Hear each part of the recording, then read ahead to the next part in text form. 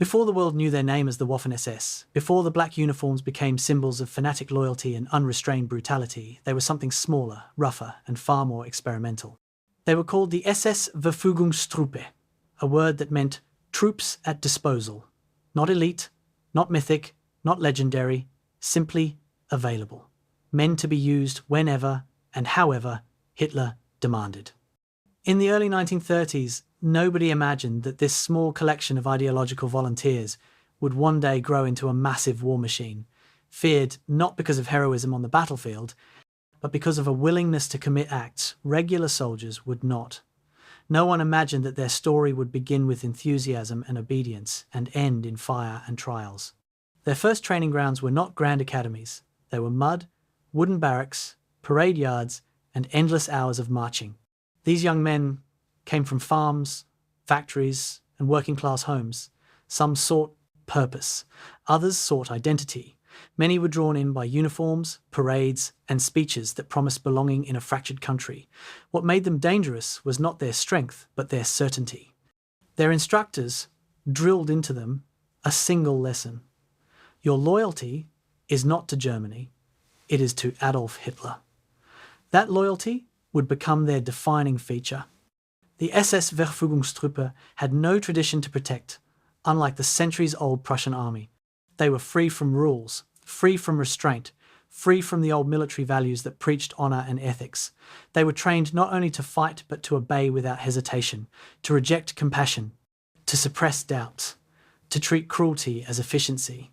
From the beginning, they learned that violence was not a tool, it was a language. When war erupted in 1939, these troops marched into Poland beside the regular army. But while Wehrmacht officers focused on military objectives, the SS-Verfügungstruppe acted with ideological zeal. Villages burned, civilians were executed, prisoners were shot. When complaints flooded command headquarters about SS brutality, Hitler intervened. Not to stop them, but to protect them. He declared that the SS were above military law. That was the moment everything changed. Emboldened by immunity, the Verfügungstruppe expanded, attracting men who craved power more than discipline. They were thrown into combat again in France, in the Low Countries, and their aggression made an impression. They took ground at a shocking pace, but their methods left wreckage. They refused to take prisoners. They ignored surrender. They operated outside the rules of war. The army despised them. Hitler admired them. Their reward was transformation. They were renamed the Waffen-SS, the armed SS. The experiment was complete. The Verfügungstruppe became a weapon. The weapon grew into a force. The force became an institution of fanaticism. On the Eastern Front, their ideology collided with staggering brutality. They fought with reckless ferocity, throwing themselves into impossible offensives and refusing to break even when surrounded. But behind the lines, shadow armies of Einsatzgruppen drawn from the same ideological pool carried out mass executions. The Waffen-SS fought, the security police and Einsatz units murdered, and together they formed a system that fused battlefield skill with ideological violence. As the war turned against Germany, the Waffen-SS, born from the Verfügungstruppe, became Hitler's last instrument. They were sent into hopeless battles, forced to defend collapsing fronts, ordered to sacrifice themselves for a regime already dead. Some divisions fought well tactically. None escaped the weight of what they served. By 1945, in the ruins of Berlin, Waffen-SS soldiers fought not for victory, but for denial. Their journey from small volunteer corps to fanatic army ended in tunnels, fire, and suicide. After the war, during trials, former SS officers argued the same defense. We were only soldiers, but their origins betray them. They were not created to be soldiers. They were created to be tools of obedience. And obedience without conscience is the most dangerous weapon humanity has ever built. Tonight, we go back to the beginning, to the early barracks where loyalty was forged, to the parade yards where identity replaced morality, to the moment where a small, overlooked unit became the ideological spear point of Hitler's war. This is the entire history of the SS-Verfügungstruppe, the birth of the Waffen-SS, the origins of fanatic loyalty, and a reminder that evil rarely arrives fully formed. It starts small and grows. Before we begin, slow down with me for just a moment. Where are you listening from right now? Are you tucked into bed, letting the world fade into quiet, or sitting somewhere dim with headphones on, escaping the day? And what time is it in your world, deep into the night, or early enough that the rest of the world is still asleep? I like imagining this exact moment, you on one end, me on the other, connected only by a story. And if these long, slow journeys through history help you unwind, reflect, or drift off to sleep, consider subscribing. It lets me know that someone out there values storytelling that breathes, not rushed, not shallow, and it keeps me inspired to create the next chapter for you. March 17th, 1933. A cold Berlin morning. Heinrich Himmler stands in a commandeered barracks on Friedrichstrasse, watching 120 men arrange themselves in formation. They wear black uniforms hastily assembled from police surplus and party stock. Their boots echo on concrete still wet from overnight rain. These are not soldiers, not yet. They are chauffeurs, office workers, street brawlers who answered a call for racially pure volunteers to guard the new chancellor. Himmler sees something else. He sees the seed of an army that will one day eclipse the Wehrmacht itself, an armed order sworn not to Germany but to one man. At this moment, no one, not the generals, not the diplomats, not even most of these volunteers, understands what is beginning. History will call them the Leibstandarte SS Adolf Hitler. But today they are simply unemployed men grateful for a paycheck and a uniform. The revolution has arrived and someone needs to guard it. The Treaty of Versailles still haunts Germany. 14 years after its signing, the document limits the Reichswehr to 100,000 men. No tanks, no heavy artillery, no air force. The victors of the Great War designed these restrictions to prevent German rearmament forever. But treaty provisions said nothing about police forces, nothing about internal security units, nothing about party organizations. Himmler, appointed Reichsführer SS 4 years earlier, understood this loophole instinctively. The SS numbered 52,000 men across Germany in early 1933, most performing police duties or providing security at party rallies. Only a few hundred had any right to carry weapons beyond ceremonial daggers. Himmler wanted more. He wanted men who could fight, men trained to military standards, men who answered to him alone. Adolf Hitler's appointment as Chancellor in January opened new possibilities. The government itself could now sanction what the party alone could not. The moment had come to transform bodyguards into something unprecedented. Himmler's vision encountered immediate resistance. The Wehrmacht viewed any armed SS formations as a direct threat to their constitutional monopoly on military force. War Minister Werner von Blomberg and Army Commander Werner von Fritsch made their opposition clear in March meetings with Hitler.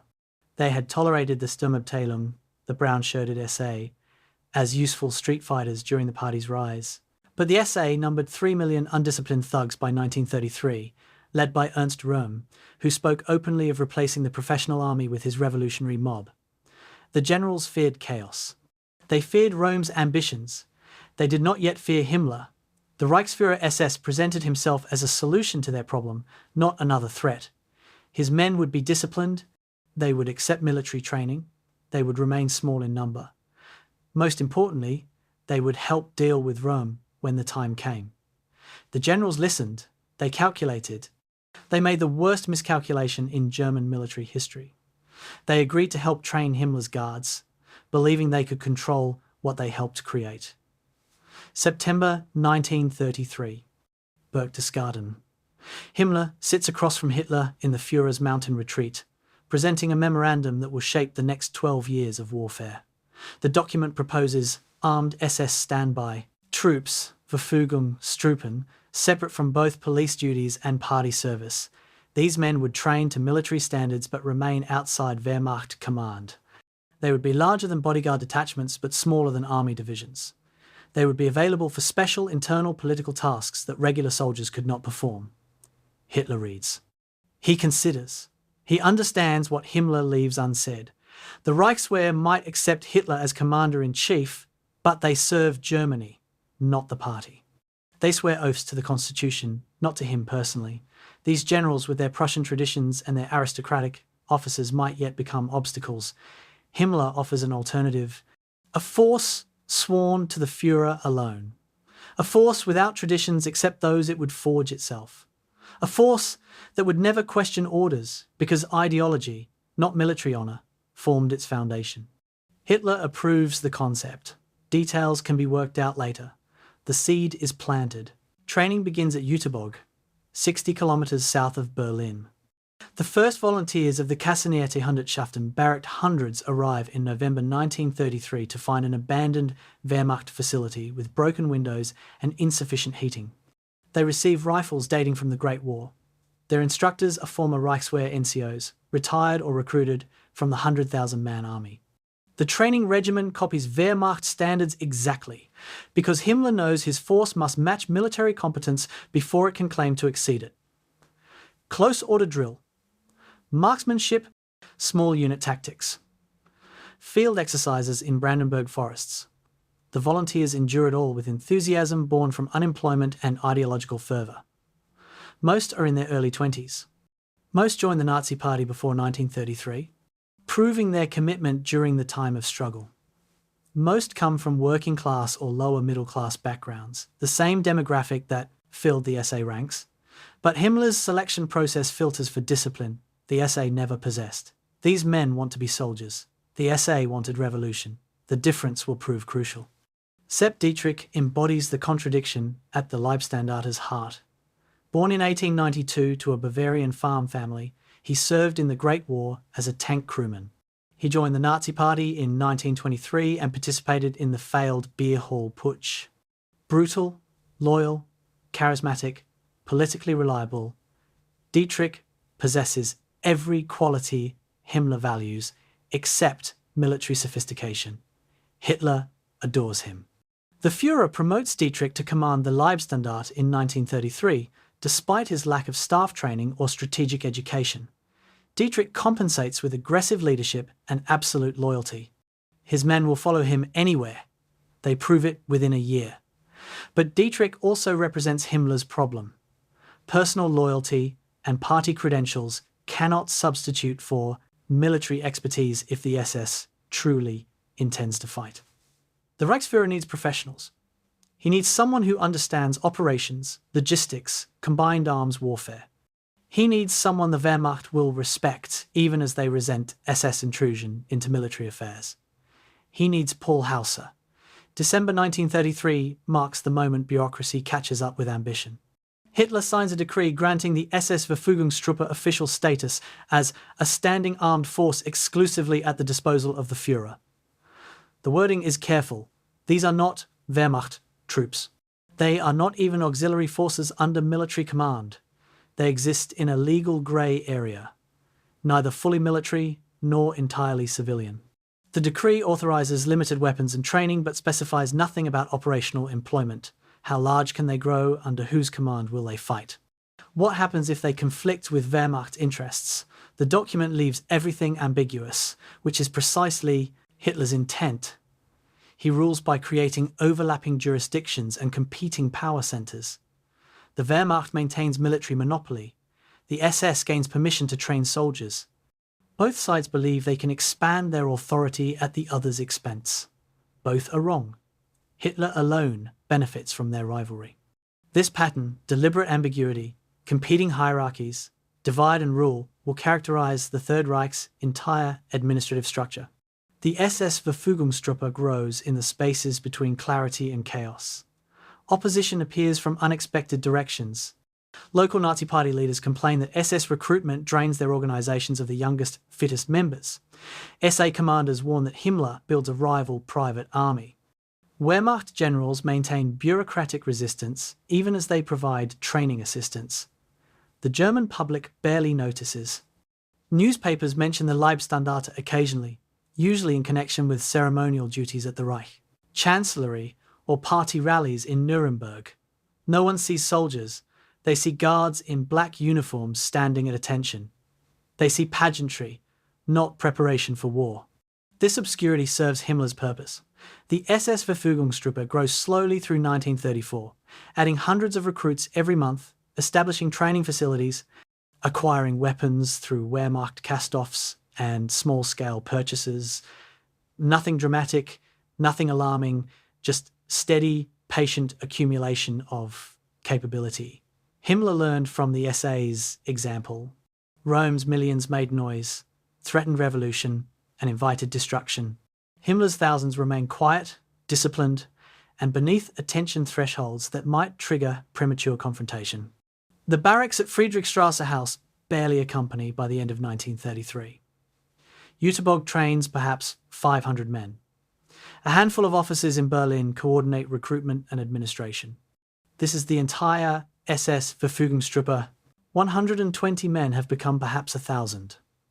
The vision of an armed SS spans from these modest beginnings to horizons. Himmler articulates only in private memoranda. He imagines regiments. He imagines divisions. He imagines a force of ideologically indoctrinated warriors who will fight with conviction the conscript army cannot match. He imagines combining racial selection with military training to produce superior soldiers. The idea seems absurd in 1933. The entire venture seems like vanity project indulged by Hitler's personal favoritism toward Himmler. Even sympathetic observers doubt the SS-Verfügungstruppe will amount to more than ceremonial guards. They fail to understand totalitarian logic. In a state where ideology trumps law, where the Führer's will supersedes constitutional limits, where political reliability matters more than traditional legitimacy, Himmler's vision aligns perfectly with the regime's trajectory. The bodyguards are learning to march. Soon they will learn to kill. The promise made in March 1933 will be kept. June 1934 approaches. The Leibstandart numbers approximately 800 men. Additional units train at facilities across Germany. Total strength reaches perhaps 2,000. They remain armed only with rifles, a few machine guns, and ceremonial daggers. They have never fired a shot in anger.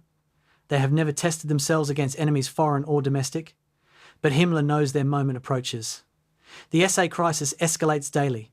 Ernst Röhm's 3 million brown shirts grow more rebellious, more demanding, more threatening to both Hitler's political calculations and Wehrmacht patience. Something must break.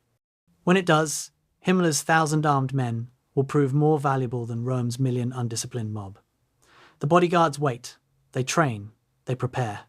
And in the pre-dawn darkness of June 30th, 1934, they will discover their purpose. The promise made in March 1933 that these guards would become something more stands on the edge of fulfillment. Blood will seal the bargain. The SS-Verfügungstruppe will baptize itself not in foreign war, but in the murder of political rivals. The revolution, as always, devours its children. Himmler's men will serve as the knife. October 19th, 1934, a young man steps off a train in Bad Tölz, Bavaria, carrying a single suitcase and orders to report to SS-Junkerschule for officer training. He is 22 years old, 178 centimeters tall, blonde, certified through genealogical records as pure Aryan back to 1750. He passed physical examinations that rejected 60% of applicants. He survived interviews probing his ideological commitment and personal character. He represents the 1 in 10 candidates deemed suitable for SS officer training. The school itself occupies a converted military academy in the Bavarian Alps, requisitioned after Hitler's seizure of power. Stone buildings surround a parade ground where snow already dusts the mountains visible beyond. Instructors in black uniforms watch new arrivals with expressions mixing assessment and contempt. This recruit believes he is joining an elite force. He believes selection proves his superiority. He cannot imagine that 4 years from now he will command men in Poland. 6 years from now he will die in a frozen field outside Moscow.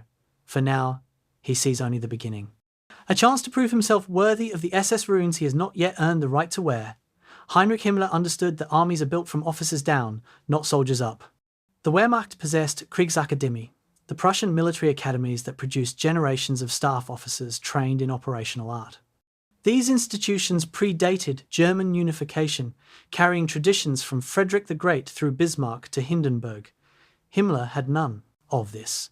The SS-Verfügungstruppe lacked military lineage, professional expertise, or institutional knowledge. What it possessed was ideological purity and the opportunity to build from nothing. Bad Tölz, Established in October 1934, became the first SS-Junkerschule officer candidate school designed to forge a new type of leader. A second school opened at Braunschweig in 1935. These institutions would produce the junior officers and mid-grade commanders who would lead SS formations throughout the coming war. The curriculum reflected Himmler's vision of the political soldier.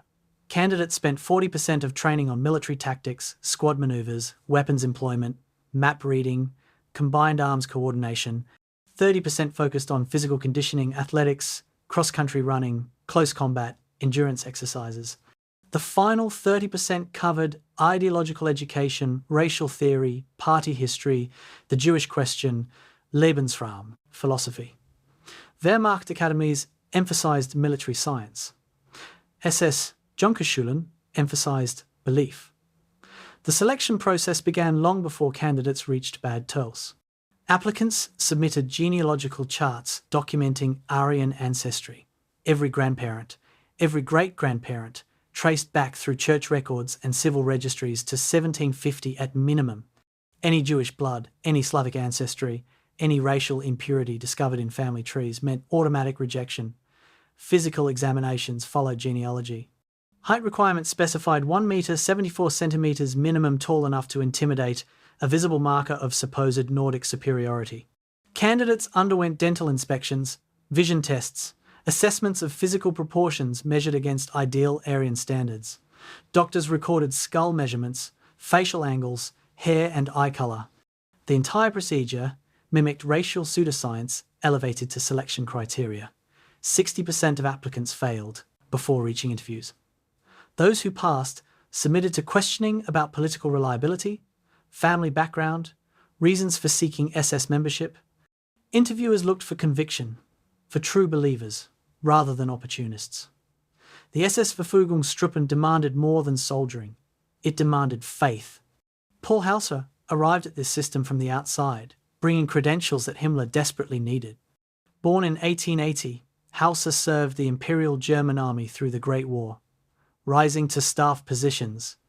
He remained in the truncated Reichswehr after Versailles, reaching the rank of lieutenant general before retiring in 1932.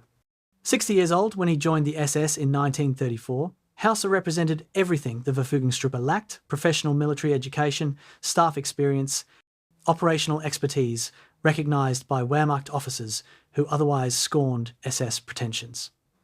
Himmler appointed him Inspector of SS-Verfügungstruppe in October 1935, granting him authority over all training, organisation and tactical development. Hauser brought military competence to ideological soldiers. He revised curricula at Bad Tölz and Braunschweig, increasing emphasis on practical tactics while maintaining ideological components Himmler demanded. He introduced staff training for senior candidates.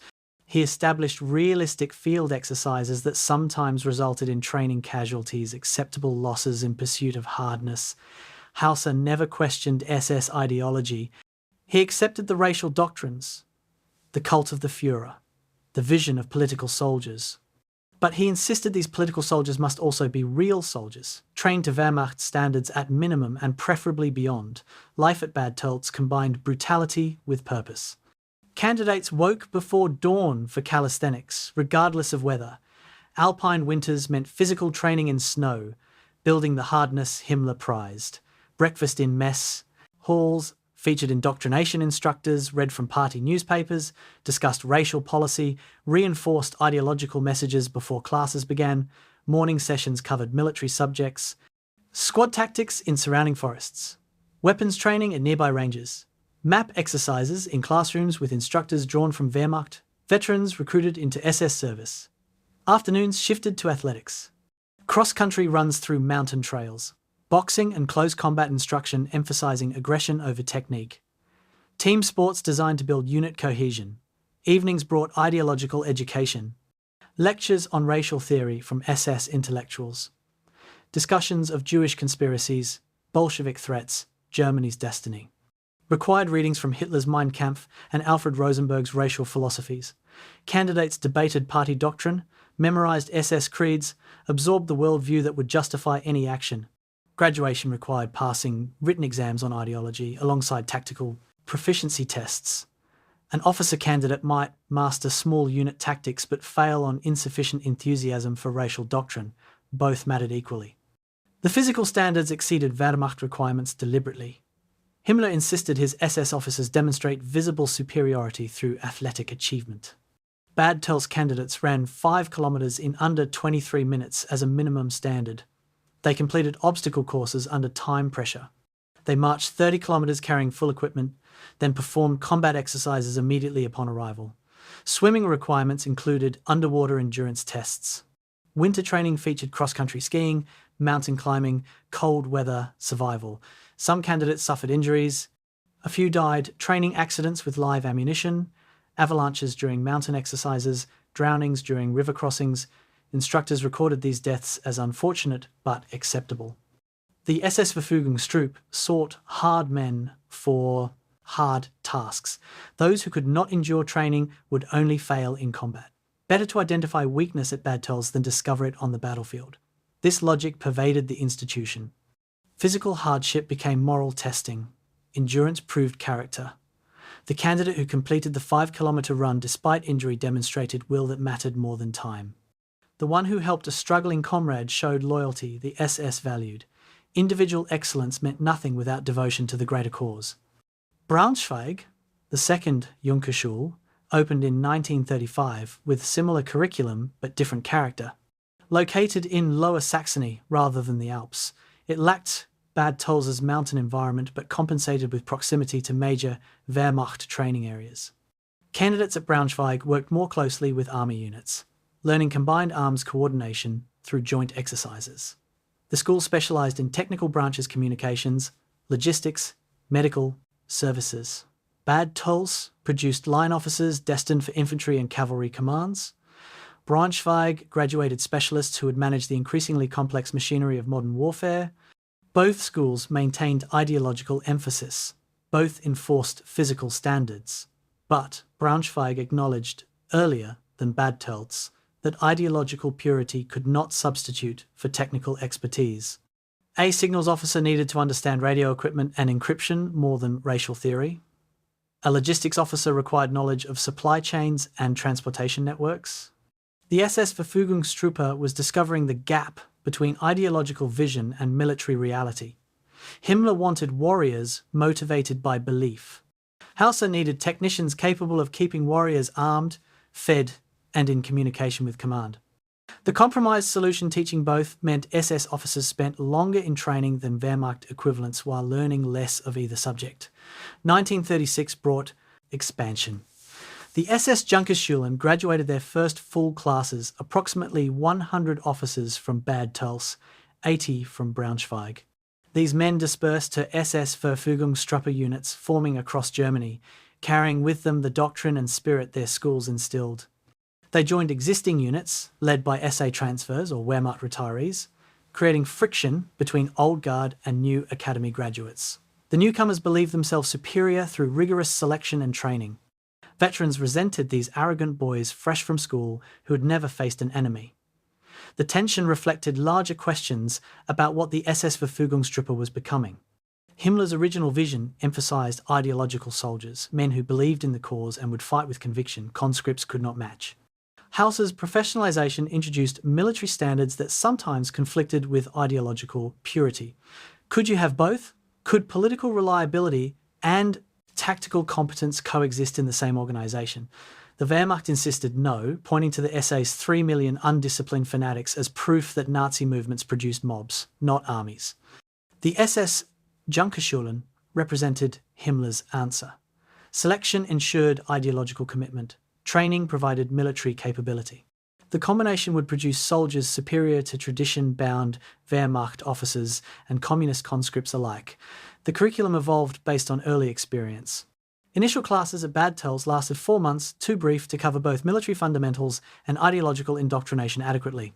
Hauser extended training to 10 months by 1937, creating space for specialized instruction in heavy weapons, signals, and engineering alongside core infantry tactics. The ideological component remained fixed at 30% of total instruction time, a compromise between Himmler's preference for more and Hauser's insistence that technical subjects required additional hours. Guest lecturers arrived from the Nazi Party, from SS racial officers, from universities where professors taught racial science as legitimate discipline. They explained Jewish influence in German culture. They detailed Slavic inferiority and the necessity of Eastern expansion. They situated military service within larger ideological struggle for racial survival. Candidates absorbed this worldview not as propaganda but as scientific fact confirmed by academic authorities. The Junkerschulen transformed political opinions into professional convictions. Graduates believed their cause was just, their racial superiority was demonstrable, their future victims deserved destruction. The Wehrmacht trained officers to serve Germany. The SS trained officers to reshape Europe. The graduates themselves embodied contradictions. They were athletes and ideologues, professionals and fanatics, sophisticated tacticians and racial warriors. A typical Bad Tölz graduate in 1937 could read military maps, coordinate combined arms attacks, speak competently about logistics and communications. He could also recite party doctrine, identify Jews by supposed physical characteristics, explain why Slavs deserved enslavement.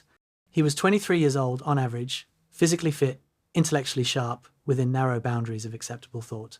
He had been selected from thousands of applicants, tested through months of grueling training, certified as worthy to lead men in the coming conflicts everyone expected but no one could yet imagine in full scope.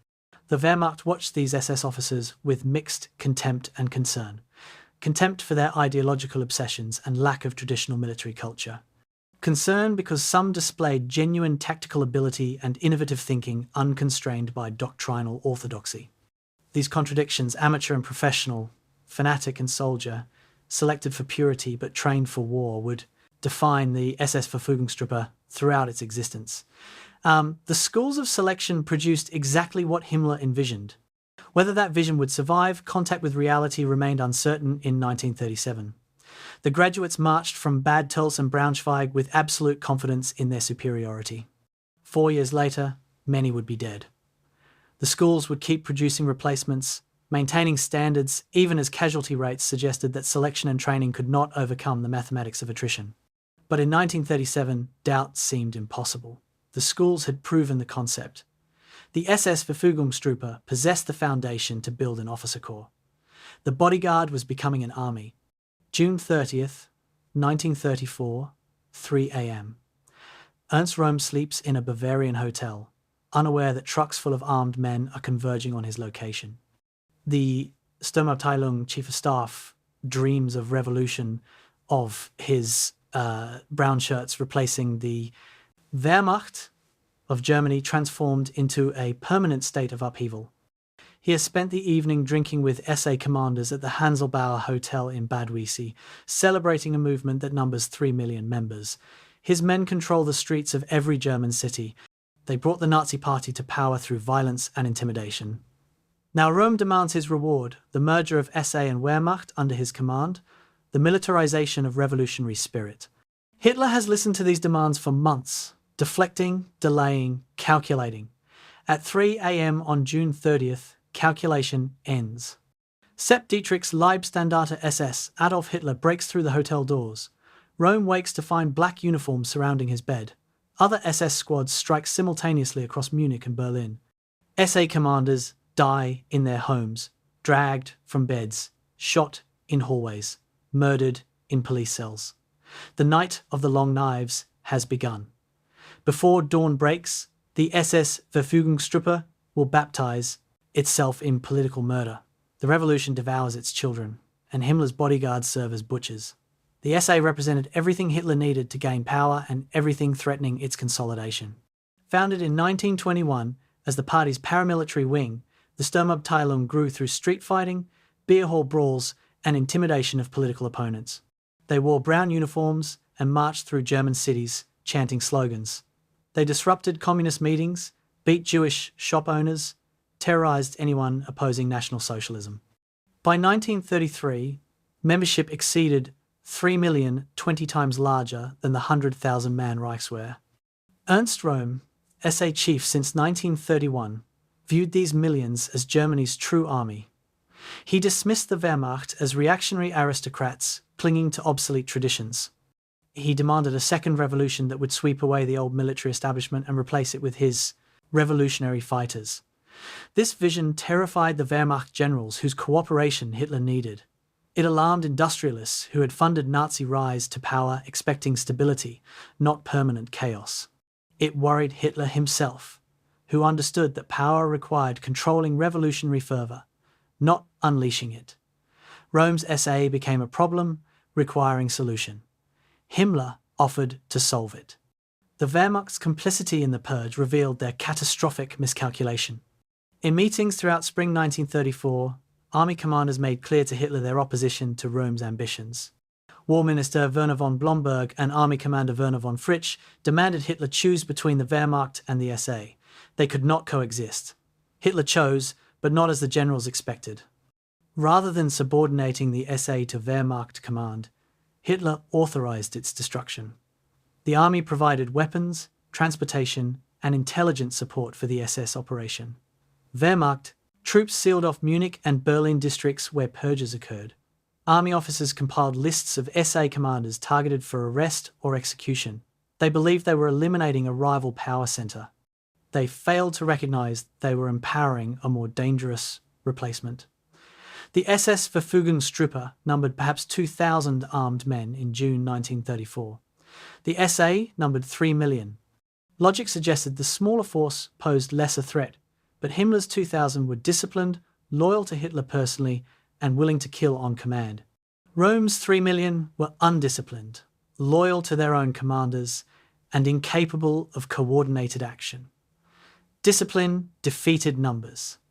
The Wehrmacht would spend the next 11 years learning this lesson. The killings lasted 3 days. Leibstandarte squads executed SA leaders throughout Munich. SS-Verfügungstruppe units in Berlin arrested and shot commanders in makeshift prisons. Official counts recorded 77 deaths.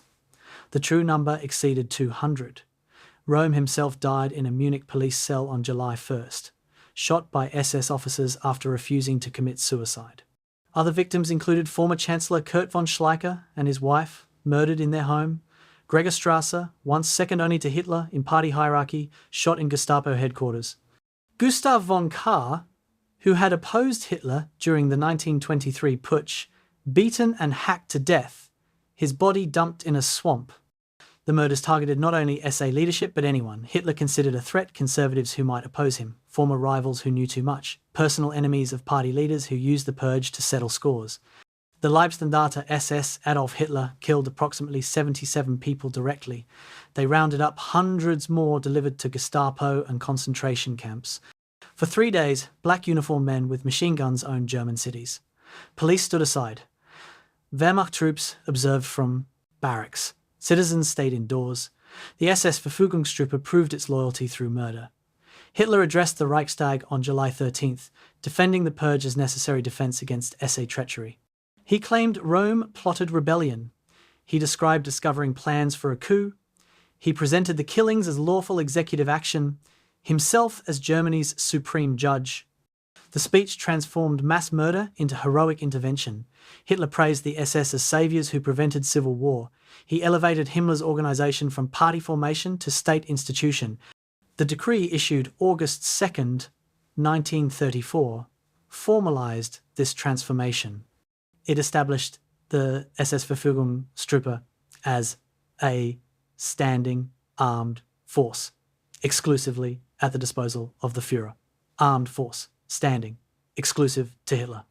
Every word carried implications Wehrmacht generals failed to grasp until too late. The decree granted Himmler what he needed: legal authorization to expand beyond ceremonial bodyguards, official sanction for military training, bureaucratic foundation for building a parallel army. The price was complicity in murder. That price seemed cheap in summer 1934. The SA was destroyed. The Wehrmacht believed itself secure in its monopoly on military force. Only Himmler understood that monopolies could be shared, then contested, then seized. 3 regiments formed the core of SS-Verfügungstruppe expansion after the purge. The Leibstandarte SS, Adolf Hitler, remained in Berlin. Hitler's personal guards, the unit that proved its loyalty through Rome's blood. In Munich, SS Standarte Deutschland formed in October 1936. drawing volunteers from across southern Germany. Hamburg became home to SS Standarte Germania in 1937, recruiting from the north. Each regiment numbered approximately 3,000 men by 1937. Each maintained the selection standards racial purity, physical fitness, ideological commitment that Himmler insisted defined SS superiority. Each trained constantly, moving from barracks to field exercises to shooting ranges. The regiments developed distinct characters. Leibstandarte under Sepp Dietrich embodied aggressive loyalty, personally devoted to Hitler, contemptuous of military orthodoxy. Deutschland under Felix Steiner emphasized tactical innovation and physical conditioning. Germania maintained closest ties with Wehrmacht training establishments, learning combined arms coordination through joint exercises. Together, the three regiments represented 14,000 men by 1937, 14 times larger than the Leibstandarte had been in June 1934. The Knight of the Long Knives purchased room for expansion. Himmler used it. The bureaucratic structures paralleled military growth. Himmler established SS Hauptamt, SS main office, to coordinate all SS activities, including the Verfügungstruppe. Within this organization, Paul Hauser directed the Inspectorate of SS-Verfügungstruppe, overseeing training, organization, and doctrine. Separate officers managed recruitment, racial vetting, equipment procurement. The system mimicked Wehrmacht staff structures while remaining outside military chain of command. This ambiguity created constant tension. Where did authority reside? If war came, who commanded SS regiments, their own officers, Wehrmacht generals, or Hitler directly? The August 1934 decree left everything unclear. Deliberate ambiguity served Hitler's governing style. Competing jurisdictions meant competing bureaucracies seeking his favor. No single institution could accumulate enough power to challenge him. The Wehrmacht commanded the military. The SS maintained armed formations.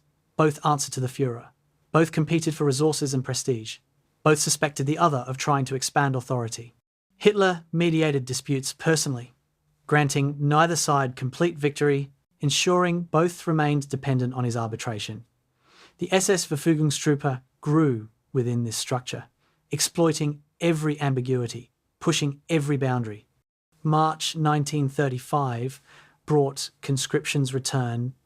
Hitler repudiated the Versailles Treaty's military restrictions, announcing Germany would rebuild the Wehrmacht to peacetime strength of 36 divisions. The act stunned Europe and violated international agreements. Britain and France protested but took no action.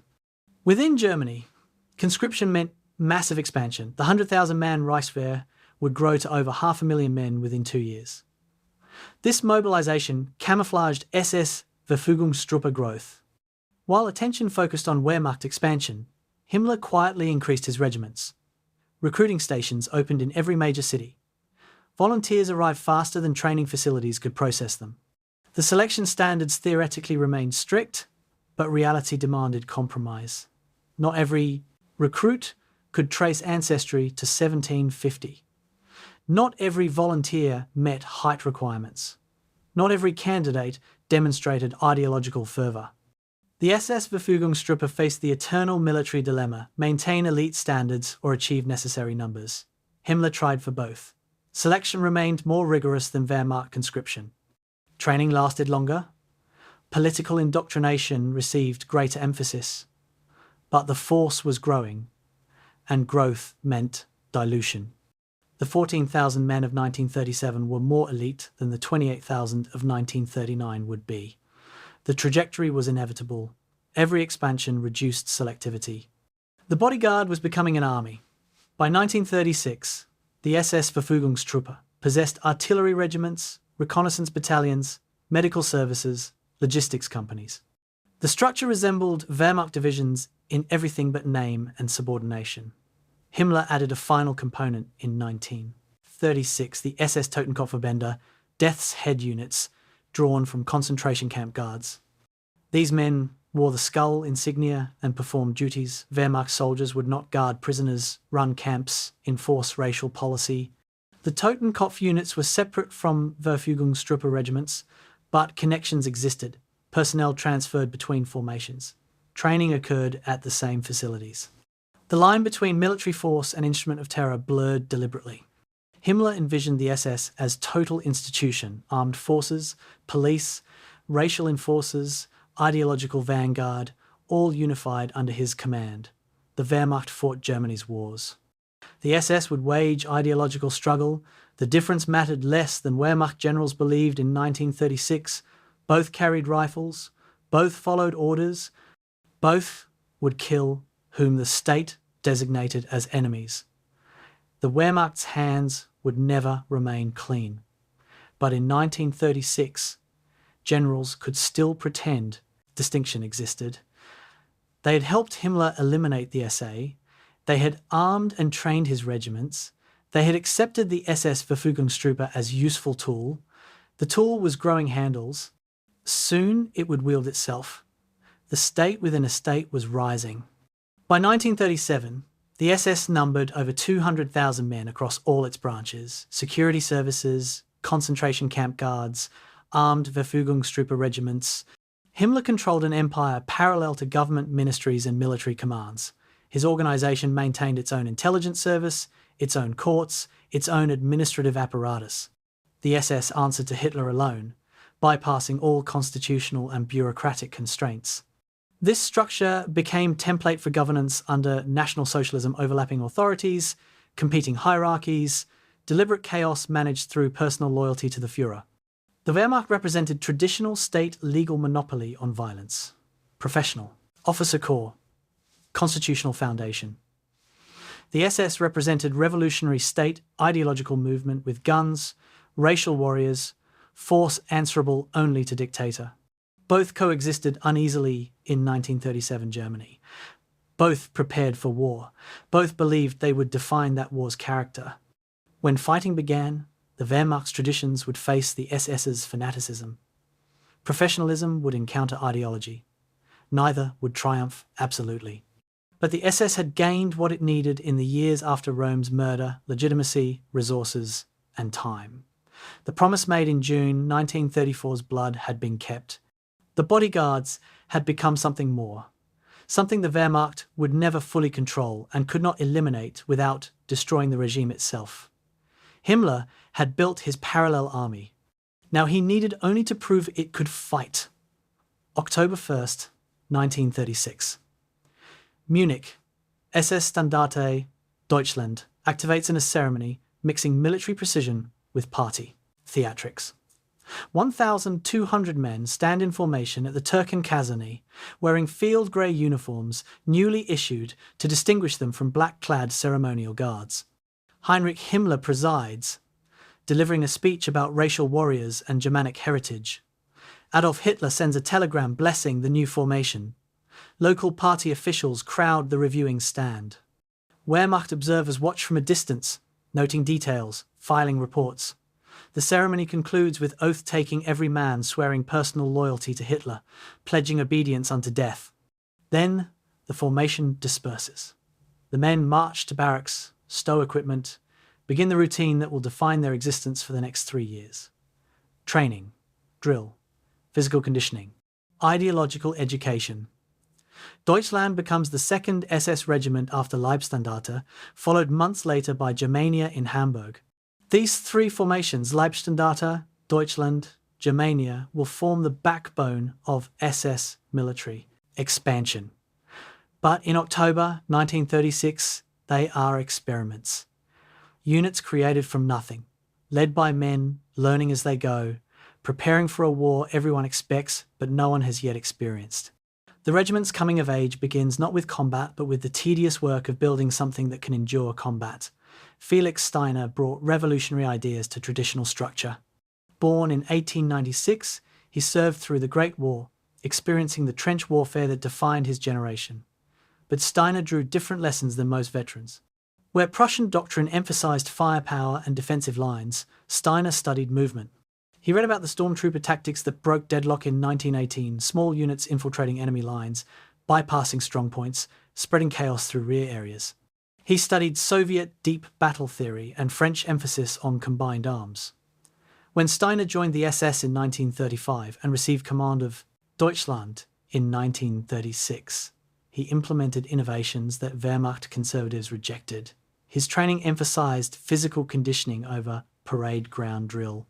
Deutschland soldiers ran cross-country courses rather than practicing goose-stepping. They conducted night operations, learning to navigate and fight in darkness. Steiner pushed decision-making down to squad level, trusting junior NCOs with tactical choices. He integrated weapons that Wehrmacht separated machine guns, mortars, anti-tank rifles into squads capable of independent action. These methods violated tradition. They also worked. Deutschland developed a reputation for aggressive, flexible tactics. Other SS commanders noticed. Some adopted Steiner's methods. The regiment became a laboratory for concepts that would define SS tactical doctrine. Training accidents revealed the gulf between peacetime ideals and combat reality. November 1937, Dachau Proving Grounds. Deutschland conducts live fire exercises. Infantry advancing while machine guns fire over their heads. The exercise tests courage and coordination. Men must trust the gunners, while assault squads maneuver under fire. Something goes wrong. A machine gun lowers its trajectory fractionally. Bullets intended to pass meters above attacking infantry instead strike them directly. 2 men die instantly. 3 more suffer critical wounds. The exercise halts. Investigators determine mechanical failure combined with human error. The range officer is disciplined. Training resumes 2 days later with modified safety procedures. The incident exposes tensions between competing priorities. Himmler demands hardness training that duplicates combat stress, that separates weak from strong, that builds warriors indifferent to danger. Hosse insists on professional standards that minimize needless casualties. Steiner argues realistic training must involve risk, that soldiers who never face danger in training will break under fire. The compromise satisfies no one. Training continues with live ammunition. Accidents continue to occur. The SS-Verfügungstruppe accepts losses in training that Wehrmacht formations would consider scandalous. The price of hardness is paid in peacetime blood. Competition between regiments fostered both excellence and rivalry. December 1937 brought war games in Bavaria, Leibstandarte against Deutschland in mock combat exercises. Wehrmacht units provided opposition forces, testing both SS formations. The scenario involved defense and counterattack, evaluating tactical coordination and leadership. Leibstandarte under Sepp Dietrich employed aggressive frontal assaults, overwhelming objectives through shock and determination. Deutschland under Steiner used infiltration tactics, bypassing strongpoints, striking flanks and rear. Wehrmacht referees scored Deutschland's approach as more effective. Dietrich's men suffered theoretical casualties that would have crippled a real unit. Steiner's squads achieved objectives with minimal losses. The results sparked immediate rivalry. Leibstandarte, proud of its status as Hitler's personal guard, resented being outperformed by a newer regiment. Deutschland soldiers celebrated their tactical superiority. Dietrich complained to Himmler that referee scoring favoured Deutschland. Steiner defended his methods as simply better tactics. The dispute reached Hitler himself, who resolved it characteristically praising both units, declaring both equally excellent, changing nothing about command arrangements that fostered competition. The Führer understood that rivalry drove performance, that competing formations tried harder to distinguish themselves, that internal competition prevented complacency. The price was inefficiency and wasted effort. The benefit was units pushing themselves beyond what single command hierarchy could demand. The first joint maneuvers with Wehrmacht forces exposed gaps in SS capabilities. Spring 1938, Brandenburg. 3 SS regiments participated in corps-level exercises alongside Wehrmacht infantry and panzer divisions. The scenarios tested coordination, artillery support, tank infantry cooperation, logistics for sustained operations. The SS regiments performed well in assault roles, demonstrating aggressive spirit and tactical flexibility. But problems emerged in supporting functions. Deutschland's artillery regiment proved unfamiliar with fire direction procedures Wehrmacht used. Communications between SS and Wehrmacht headquarters suffered from different radio equipment and procedures. Logistics coordination failed. SS supply columns arrived at wrong locations, creating shortages. Wehrmacht commanders noted these deficiencies in after-action reports, sometimes with satisfaction. The SS-Verfügungstruppe excelled at regimental-level tactics but lacked experience in division and corps operations. Hauser read these reports carefully. He pushed for additional staff training, standardization with Wehrmacht procedures, improved coordination, but time was limited. The SS regiments were growing rapidly, absorbing new volunteers, forming additional units. Professionalization competed with expansion. The tension would never fully resolve. When war came in 1939, the SS-Verfügungstruppe would fight with tactical skills and coordination weaknesses simultaneously. Excellence and inadequacy existed side by side in regiments that had never fought anyone. Equipment shortfalls highlighted dependence on Wehrmacht goodwill. Through 1937 and 38, SS regiments received older weapons, hand-me-downs from Wehrmacht units receiving new equipment, rifles dated from the Great War. Machine guns were refurbished models from 1920, artillery pieces came from Reichswehr stocks, outdated even when new. The Wehrmacht controlled weapons production, distributing equipment according to their priorities. The SS-Verfügungstruppe ranked low. Himmler complained to Hitler repeatedly. He argued his men needed modern weapons to prove themselves. He pointed to rigorous training and selection as evidence SS soldiers deserved first-line equipment. Hitler sympathized but declined to override Wehrmacht allocations until the SS proved itself in actual operations. The resulting frustration drove SS commanders toward innovation. If they lacked heavy weapons, they emphasized light infantry tactics, requiring minimal support. If they received outdated artillery, they trained gun crews to extraordinary proficiency, compensating for equipment shortcomings through skill. The equipment gap would not close until after Poland. For now, the SS-Verfügungstruppe prepared to fight as light infantry with limited artillery support. The regiments trained to exploit mobility and aggression, substituting tactical excellence for material advantage. The question remained whether tactical excellence could overcome material inferiority against determined opposition. Poland would provide the answer. 1938 brought political success without military testing. The Anschluss with Austria in March involved SS participation, but the operation was essentially a parade. Occupation of Sudetenland in October required moving troops but no fighting. These deployments revealed organizational problems without the crucible of combat to force solutions. SS regiments demonstrated enthusiasm while exposing logistical incompetence. They motivated Hitler to authorize expansion without proving they deserved it. The contradiction defined the SS-Verfügungstruppe's position at the end of 1938. They looked impressive in newsreels. They trained harder than most Wehrmacht units. Their selection standards theoretically produced superior soldiers, but no one knew if theory matched reality. Training accidents had caused casualties, maneuvers had exposed coordination problems. Peacetime expansion had diluted the original carefully selected cadre with thousands of new recruits. The regiments possessed confidence bordering on arrogance. Dietrich boasted that Leibstandart could smash any opponent. Steiner claimed Deutschland mastered tactics Wehrmacht could not grasp. Germania's officers insisted their training exceeded anything the army could match. These claims had never been tested.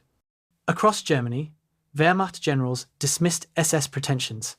Let them parade in black uniforms. Let them play at being soldiers. When real fighting came, the amateurs would discover their limitations.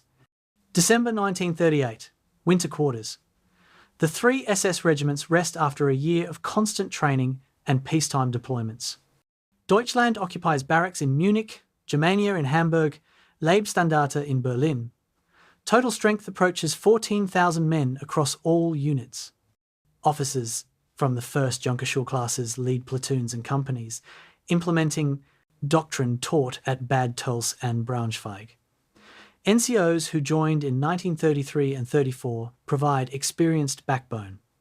New recruits, some only months in uniform, constitute the majority. They are young, fit, ideologically committed, and completely inexperienced. They believe themselves superior to Wehrmacht conscripts.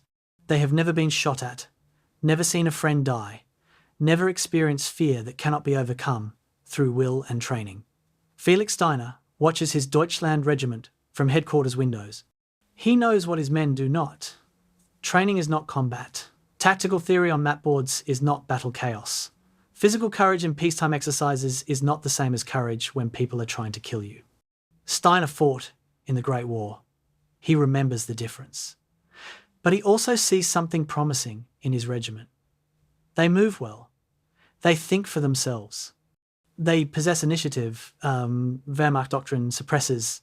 If they survive initial combat, if they adapt rather than break, they might become what Himmler envisions. Not yet, though. Not in 1938. The regiments need war to complete their coming of age. War is approaching. The year ends with expansion plans. Himmler proposes forming artillery regiments, engineer battalions, reconnaissance companies. He wants his 3 regiments to grow into a full division by 1939. Hitler approves in principle but defers resource allocations until after planned operations in Czechoslovakia. The Wehrmacht opposes expansion, arguing SS forces drain manpower and resources from the army. The debate continues through winter 1938 into spring 1939. Meanwhile, the regiments train. They conduct winter warfare exercises in alpine conditions. They practice river crossings in Bavaria. They rehearse urban combat in training villages. Every exercise is evaluated, lessons documented, improvements implemented. The professionalization continues. Hauss's influence grows. Wehrmacht officers assigned as instructors grudgingly admit that SS training matches army standards in some areas, exceeds it in others. The ideological component still bothers them too much, time wasted on racial theory that should go to tactics. But they cannot deny the physical fitness, the aggressive spirit, the tactical flexibility. A Wehrmacht colonel writes in a confidential report, "These political soldiers display military competence, surprising given their short institutional history. Whether they can endure the shock of actual combat remains uncertain. But they are not the amateurs we assumed. That assessment, grudging and qualified, represents progress. The SS-Verfügungstruppe has gained professional respect without firing a shot. In 1939, the shooting will begin. The regiments will discover whether their training, selection, and confidence can survive contact with armed enemies.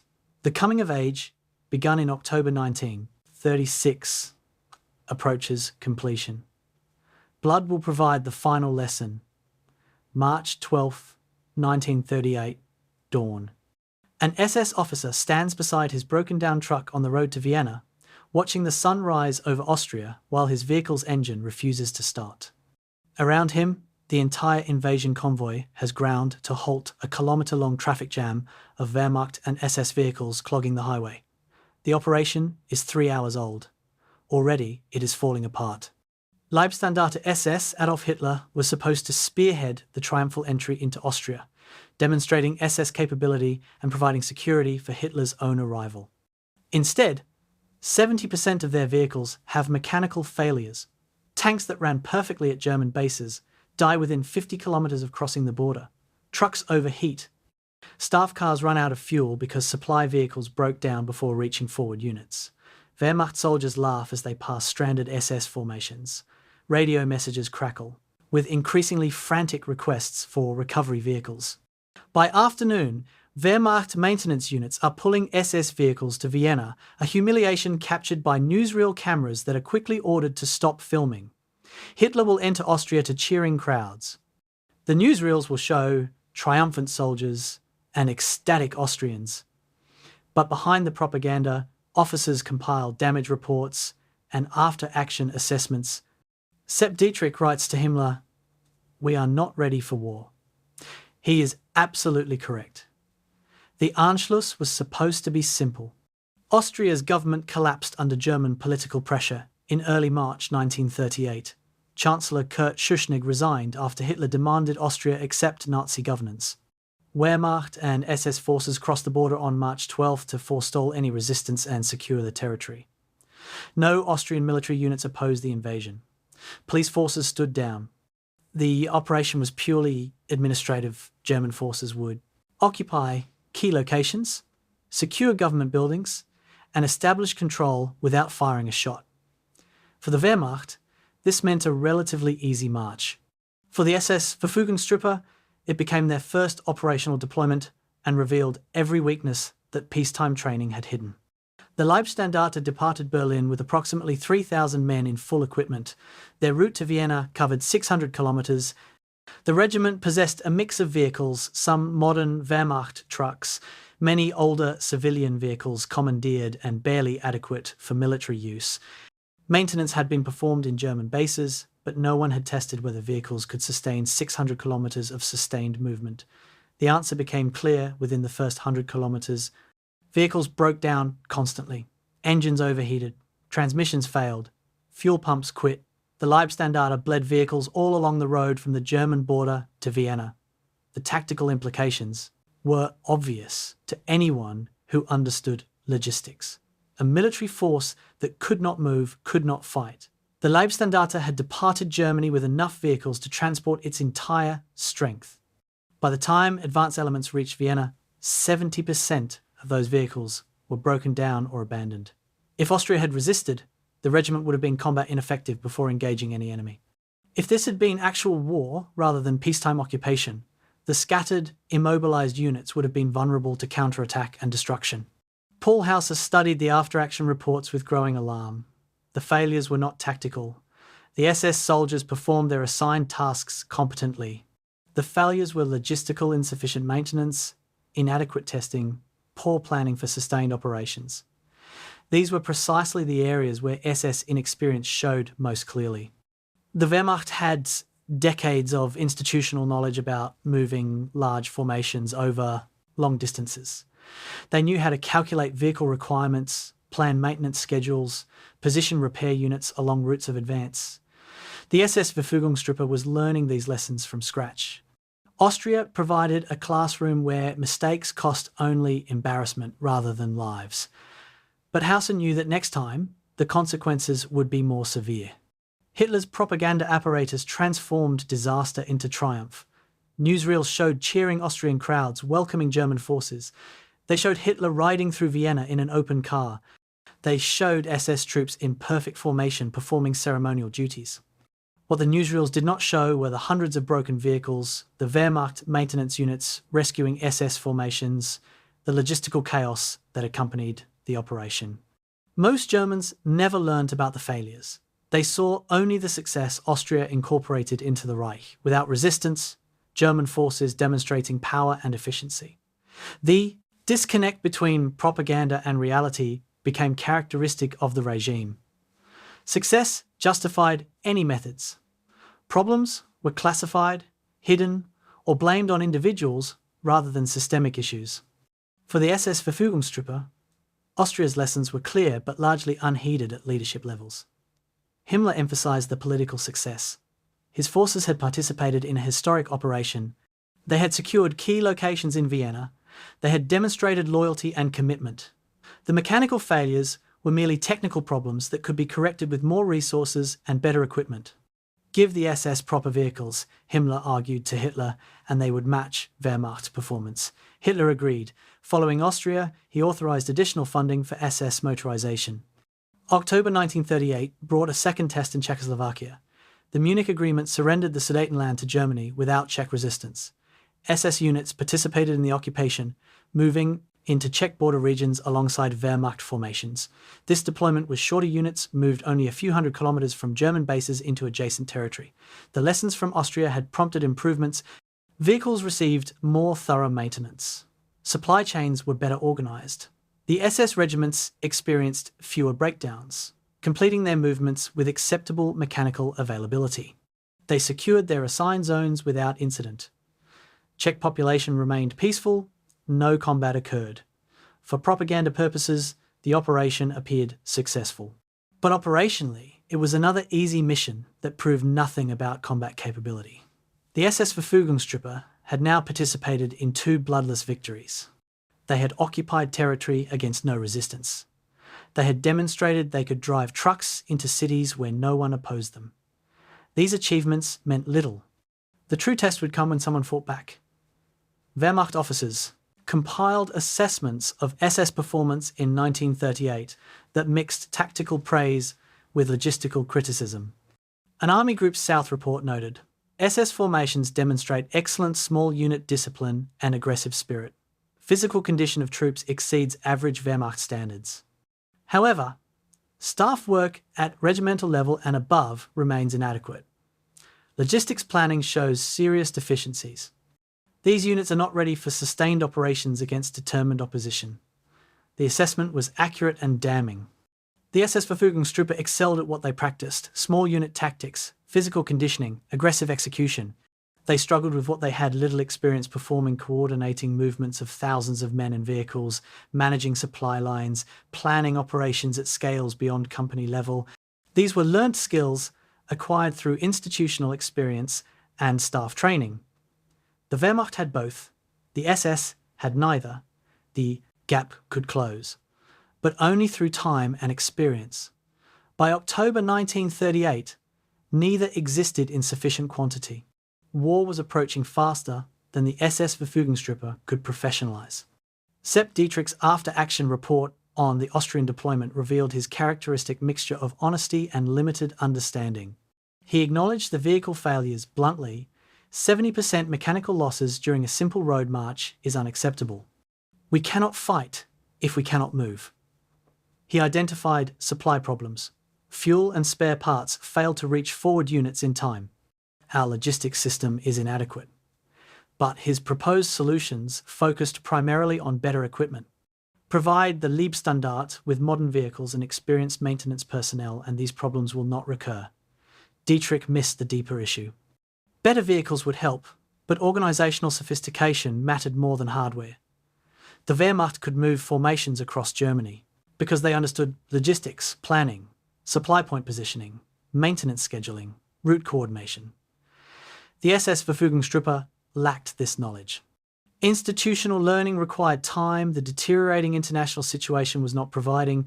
March 1939 brought another bloodless occupation when Germany seized the remainder of Czechoslovakia. SS units participated again. Performance improved marginally. Vehicles broke down less frequently. Supply coordination was better. But no combat occurred to test whether improvements in peacetime logistics translated to wartime capability. By summer 1939, the SS-Verfügungstruppe numbered approximately 25,000 men across multiple formations. The three original regiments, Leibstandarte, Deutschland, Germania, had gained artillery batteries, reconnaissance companies, and engineer platoons. They resembled Wehrmacht divisions in organization, if not yet in capability. Himmler pressed Hitler for permission to form an actual SS division, combining the regiments under unified command. Hitler approved in principle but deferred implementation. The political situation was deteriorating rapidly. War with Poland appeared inevitable by August. The SS-Verfügungstruppe would participate in that war, but as separate regiments attached to Wehrmacht Corps rather than as an independent division. This arrangement reflected Wehrmacht insistence on controlling SS employment and Hitler's unwillingness to fully subordinate Himmler's forces to army command. The compromise satisfied no one. Wehrmacht generals wanted either SS forces under complete army control or no SS military participation at all. Himmler wanted his formations operating independently, proving themselves without Wehrmacht interference. Hitler maintained ambiguity, preserving his options and ensuring continued competition between military and SS hierarchies. The summer of 1939 passed in frantic preparation. SS regiments conducted final training exercises. They received new equipment, more vehicles, modern rifles, machine guns, and mortars. Wehrmacht devisers helped improve staff procedures and logistics planning. The lessons from Austria and Czechoslovakia were being implemented as rapidly as limited time allowed. But everyone involved understood that no amount of peacetime preparation fully replicated combat conditions.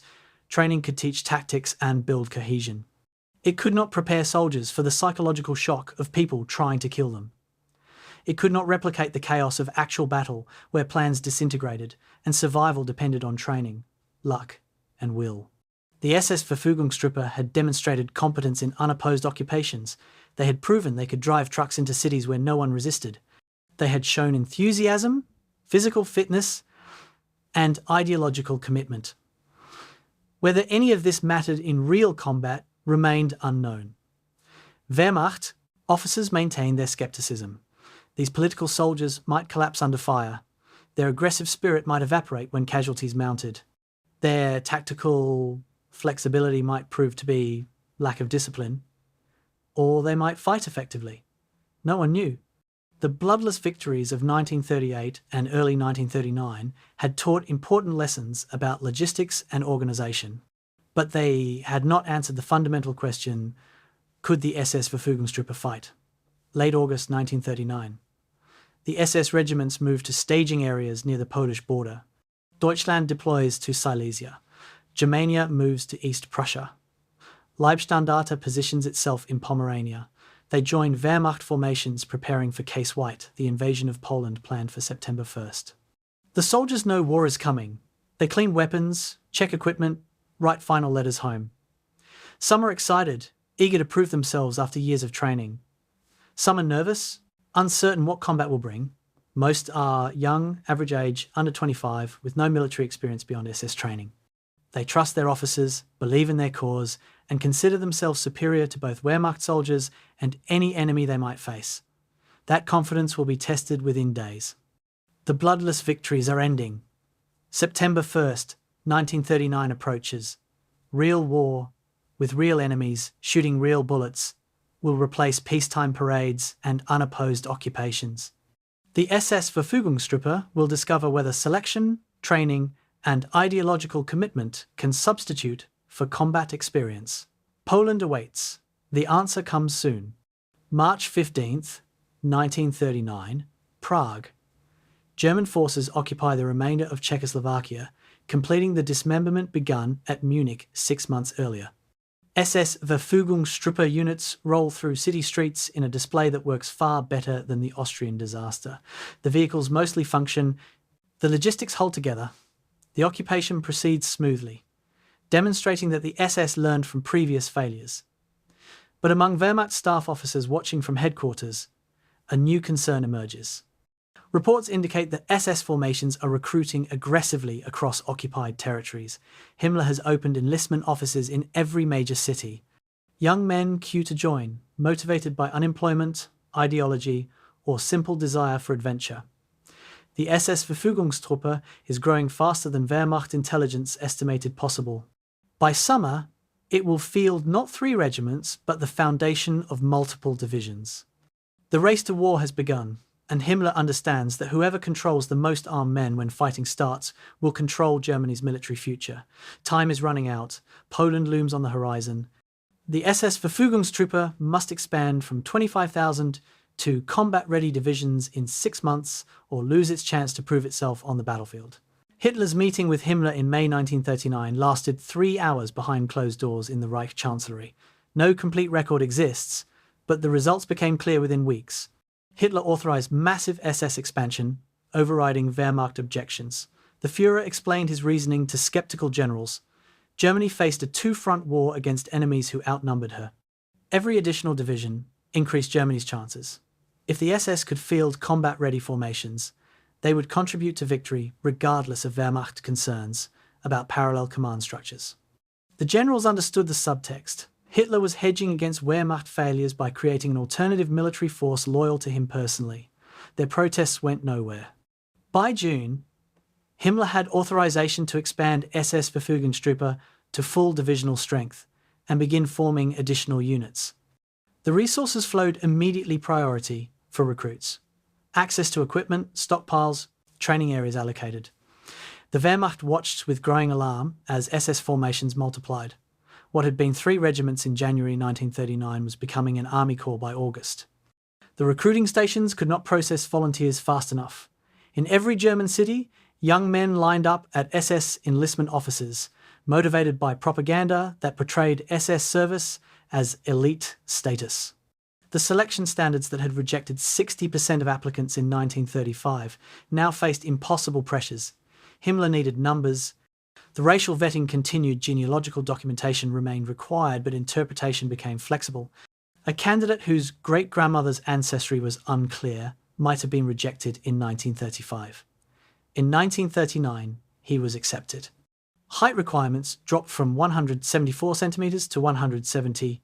Physical fitness standards remained stringent, but examining physicians approved candidates who would have failed earlier, more rigorous assessments.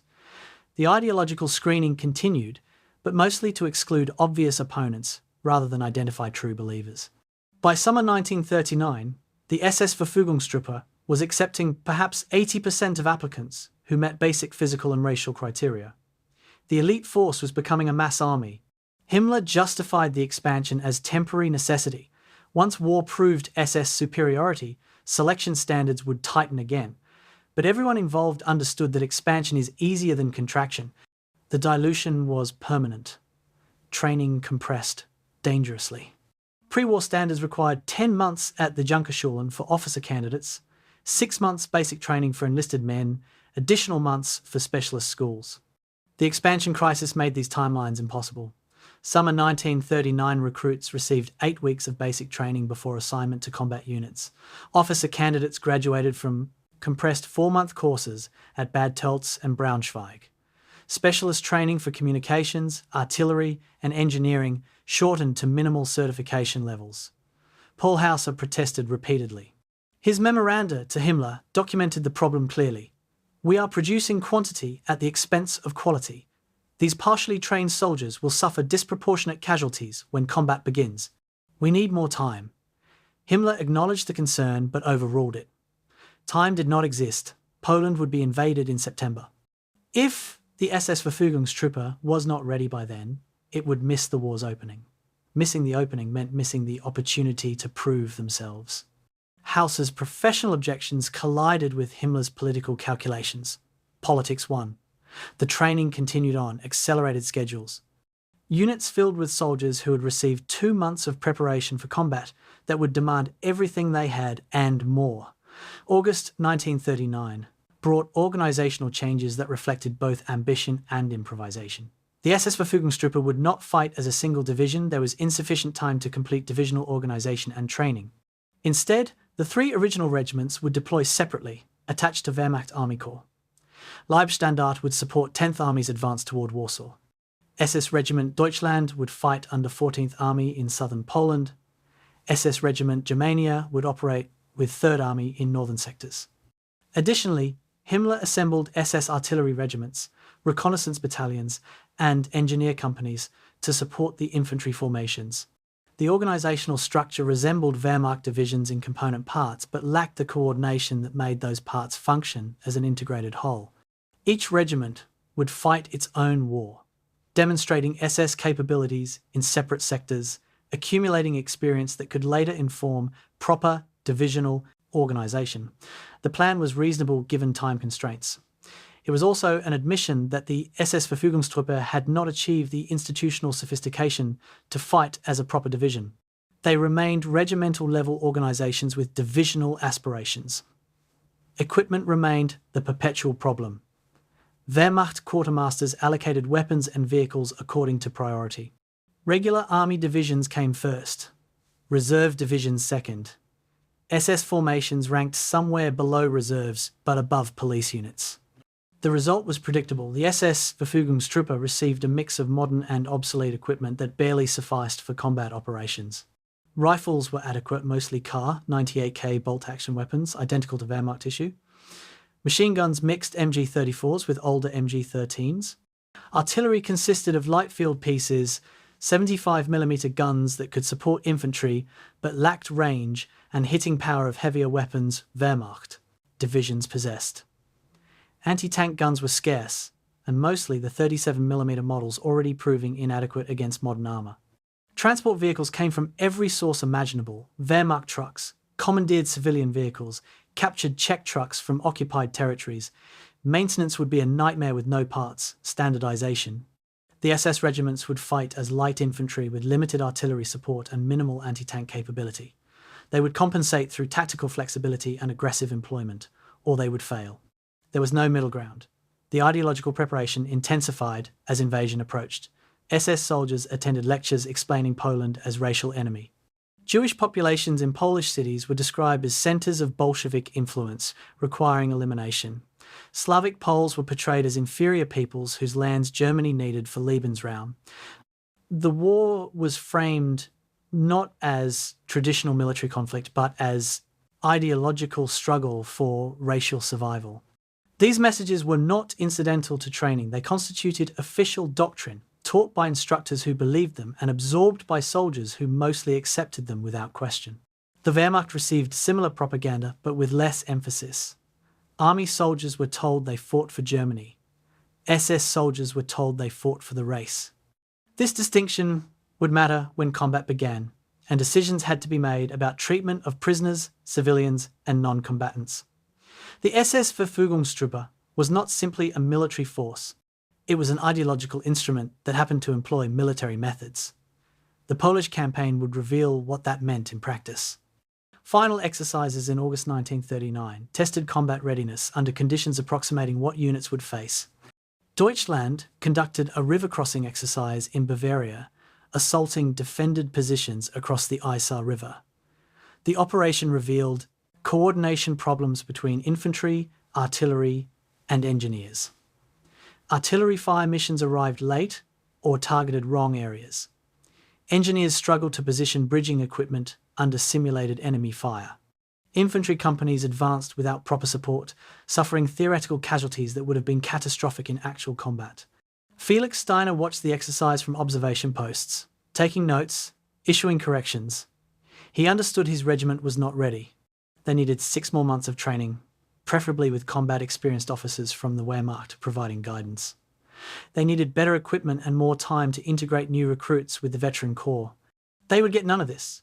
In 3 weeks, Deutschland would cross into Poland against actual resistance. Steiner gathered his officers after the exercise concluded. His message was blunt. We will learn in combat what we should have learned in training. Many of us will not survive the education. Those who do must learn quickly, or we will all die. No one disputed his assessment. Late August brought final preparations. Units moved to assembly areas along the Polish border. Wehrmacht Corps commanders received briefings on SS capabilities and limitations, integrating the attached regiments into their operational plans. Some Wehrmacht generals welcomed SS reinforcements. Others resented political soldiers being forced into their command structures. The reservations were mutual. SS commanders bridled at Wehrmacht control, wanting operational independence their inexperience did not justify. Compromises were reached. SS regiments would follow Wehrmacht operational orders but maintain internal command autonomy. Artillery and logistics support would come from Wehrmacht resources, as SS units lacked sufficient organic capability. The arrangements were makeshift, created under time pressure, untested by experience. They would have to work because no alternative existed. The race to war was ending. Ready or not, trained or partially trained, equipped adequately or marginally, the SS-Verfügungstruppe would fight in Poland. The consequences would reshape the organization, vindicate some of Himmler's claims, and confirm Wehrmacht skepticism about others. August 25, 1939. A Deutschland soldier writes his final letter home before the invasion. He is 19 years old, joined the SS 6 months earlier, completed 8 weeks of basic training at Dachau. He has never been in combat, never killed anyone, never seen a friend die. His letter expresses confidence in German victory, pride in SS selection, certainty that his training prepared him for whatever comes. He signs the letter, seals it, gives it to the company clerk for eventual mailing. 6 days later, he will cross into Poland with his company. 16 days after that, he will be dead, killed by Polish machine gun fire during an assault on a fortified village. His letter will be delivered to his mother in October. She will place it with his Hitler Youth certificates and party membership documents, artifacts of a short life that ended in a Polish field. He represents thousands of SS soldiers in late August 1939, young, confident, ideologically committed, and completely unprepared for what awaits them. The race to war has ended. The war itself is about to begin.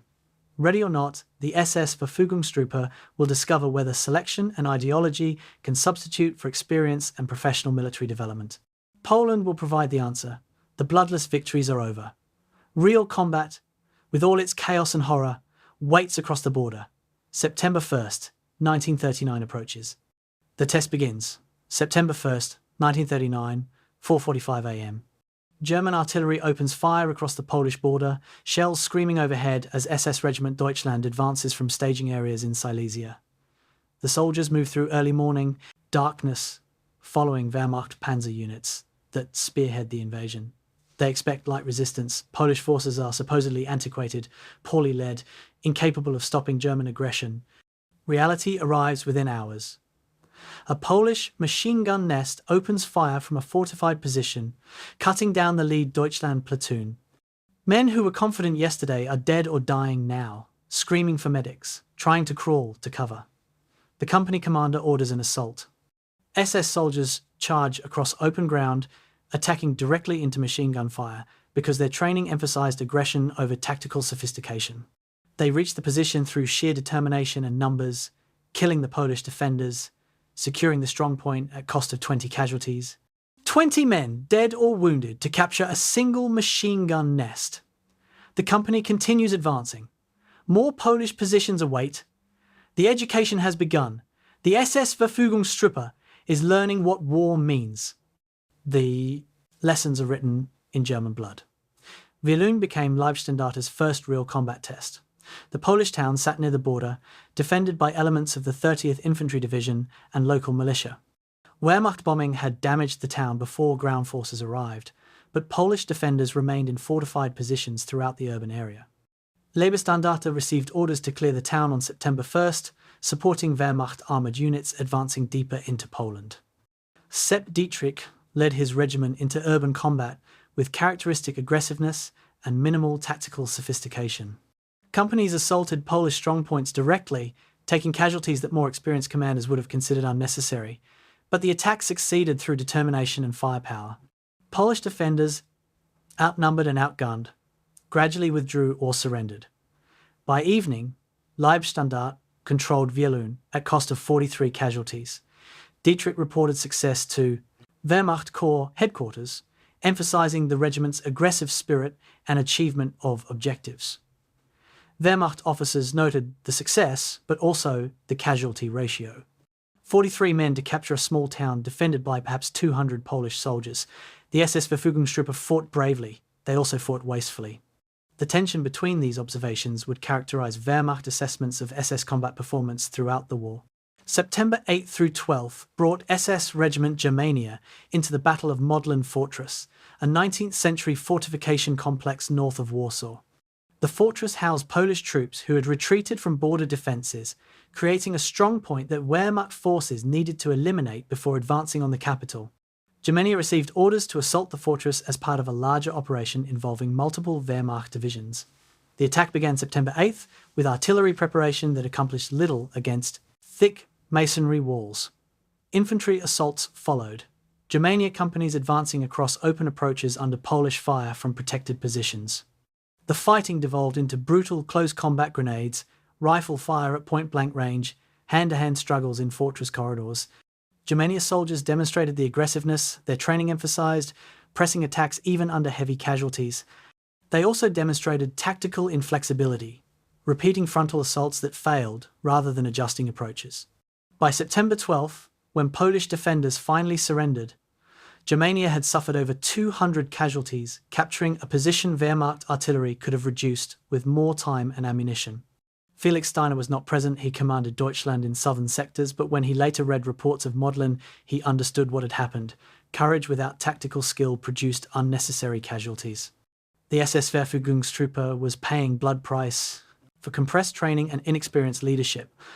The Bzura River counteroffensive caught Wehrmacht and SS forces by surprise mid-September. Polish armies that were supposed to be retreating in disorder instead launched a coordinated attack against German flanks west of Warsaw. Deutschland found itself in the path of the Polish thrust, suddenly defending against attackers who outnumbered local German forces. For 3 days, September 15th through 17th, Deutschland fought defensive battles, while Wehrmacht reinforcements moved to contain the Polish offensive. The regiment discovered that defense was harder than attack. Polish forces, fighting to break out of encirclement, attacked with desperation that matched SS ideological fervour. Deutschland positions came under artillery fire, followed by infantry assaults that sometimes reached German lines before being stopped. The fighting was close and vicious. SS soldiers who had spent weeks learning aggressive assault tactics now had to hold positions, coordinate artillery support, manage ammunition shortages. Some squads ran out of ammunition and fought with bayonets and grenades.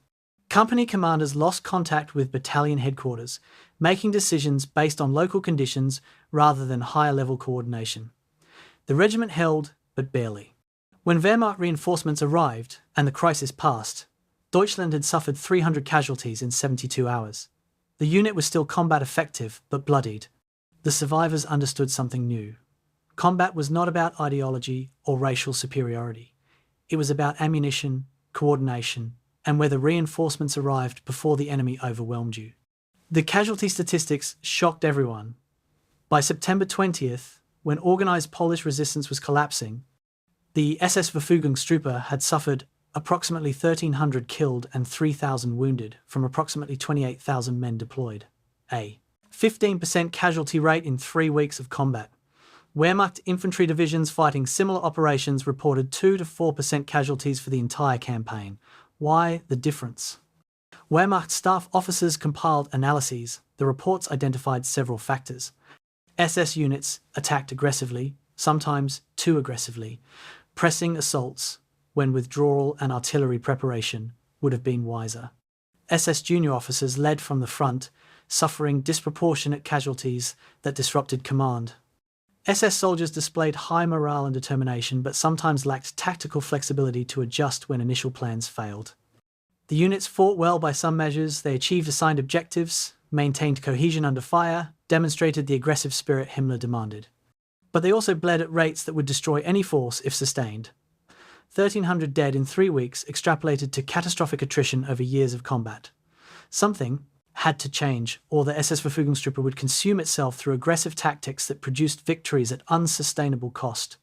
Paul Hauser studied the Poland after-action reports with professional dismay. He had warned Himmler that compressed training would produce excessive casualties. Poland confirmed his prediction. The statistics told part of the story. After-action interviews provided the rest.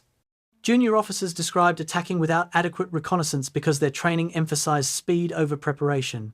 NCOs reported ammunition shortages because logistics planning was inadequate. Soldiers explained casualties from friendly fire because coordination with Wehrmacht artillery was poor. Every problem traced back to insufficient training, inadequate institutional knowledge, or attempts to compensate for professional deficiencies through ideological fervour. Hauser drafted recommendations for Himmler. The SS-Verfügungstruppe needed longer training cycles, better coordination with Wehrmacht support elements, tactical doctrine emphasizing fire and maneuver over frontal assault. Some recommendations were implemented. Others were ignored because they conflicted with Himmler's vision of aggressive racial warriors. The tension between Hauser's professionalism and Himmler's ideology would never fully resolve. Poland had proven the SS-Verfügungstruppe could fight. It had also proven they needed to fight differently, or casualties would remain catastrophically high. Individual actions during Poland demonstrated both SS capabilities and problems. Near Pabianice on September 7th, an SS Leibstandart company defending a river crossing held against numerically superior Polish forces for 8 hours until Wehrmacht reinforcements arrived. The defensive success resulted from good position selection, disciplined fire control, and junior leadership that adjusted tactics as the situation evolved. The Wehrmacht Corps commander praised Leibstandarte's performance in his report. Conversely, near Mwawa on September 3rd, a Germania company attacked a fortified Polish position without reconnaissance, suffering 40% casualties in 30 minutes before withdrawing. The attack failed because the company commander had no intelligence about enemy strength or positions, no artillery support, and no plan beyond direct assault.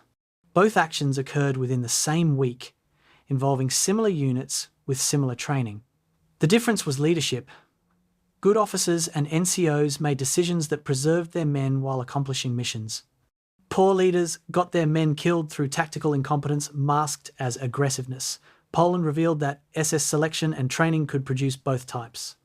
The organization's challenge was identifying and promoting the competent while removing the incompetent before their mistakes killed more soldiers. Atrocities accompanied military operations from the campaign's beginning. SS units participated in massacres of Polish civilians, particularly Jews, sometimes as direct perpetrators and other times as security for Einsatzgruppen murder squads. The scale was limited compared to what would come later in the Soviet Union, but the pattern was established. Wehrmacht forces committed atrocities as well, but with less frequency and usually not as organized policy.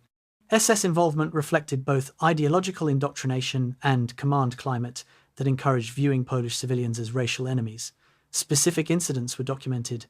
Near Torzeniec, on September 3rd, Leibstandarte soldiers murdered 50 Jewish civilians in reprisal for alleged partisan activity.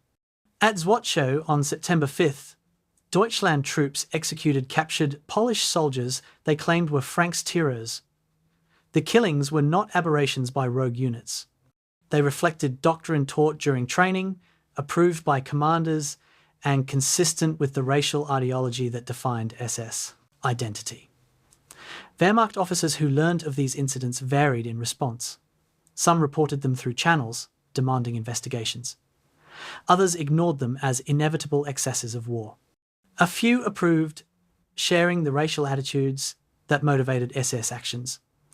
The atrocities in Poland foreshadowed vastly larger crimes to come. They also revealed that the SS-Verfügungstruppe was not simply a military force. It was an ideological instrument that employed military methods while pursuing racial objectives.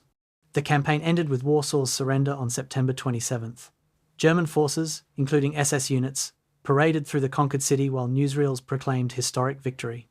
Poland had been defeated in less than 5 weeks, demonstrating German military superiority and validating Wehrmacht operational concepts. For the SS-Verfügungstruppe, Poland represented both vindication and warning. They had fought in major operations, achieved objectives, demonstrated combat capability. Hitler praised SS performance in speeches and private conversations. Himmler gained authorization to expand his formations into full divisions. The political success was undeniable. But the human cost raised questions about sustainability. 1,300 dead, 3,000 wounded, another 500 missing or captured. Nearly 5,000 casualties from 28,000 soldiers. If the SS continued suffering 15% casualties in every major operation, they would be destroyed within a year of sustained combat. The regiments returned to Germany for rest and reconstitution. Veterans who had survived tried to explain combat to new recruits who had missed Poland. Words failed. There was no way to describe the chaos, the fear, the randomness of who lived and who died. You could not teach these things in training. You could only survive them in combat or fail to survive them. The SS-Verfügungstruppe had passed its first test.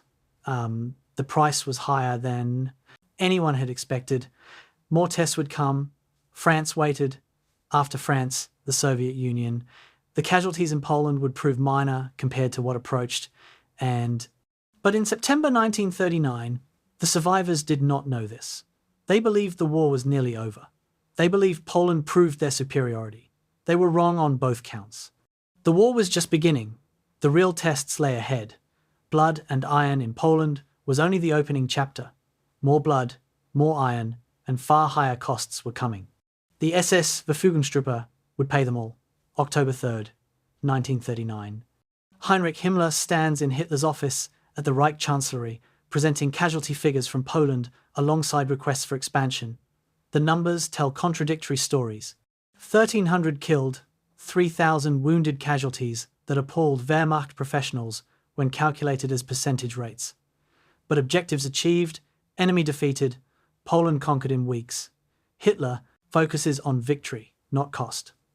He authorizes Himmler to proceed with plans discussed before the campaign formation of true SS divisions, not just regiments attached to Wehrmacht Corps.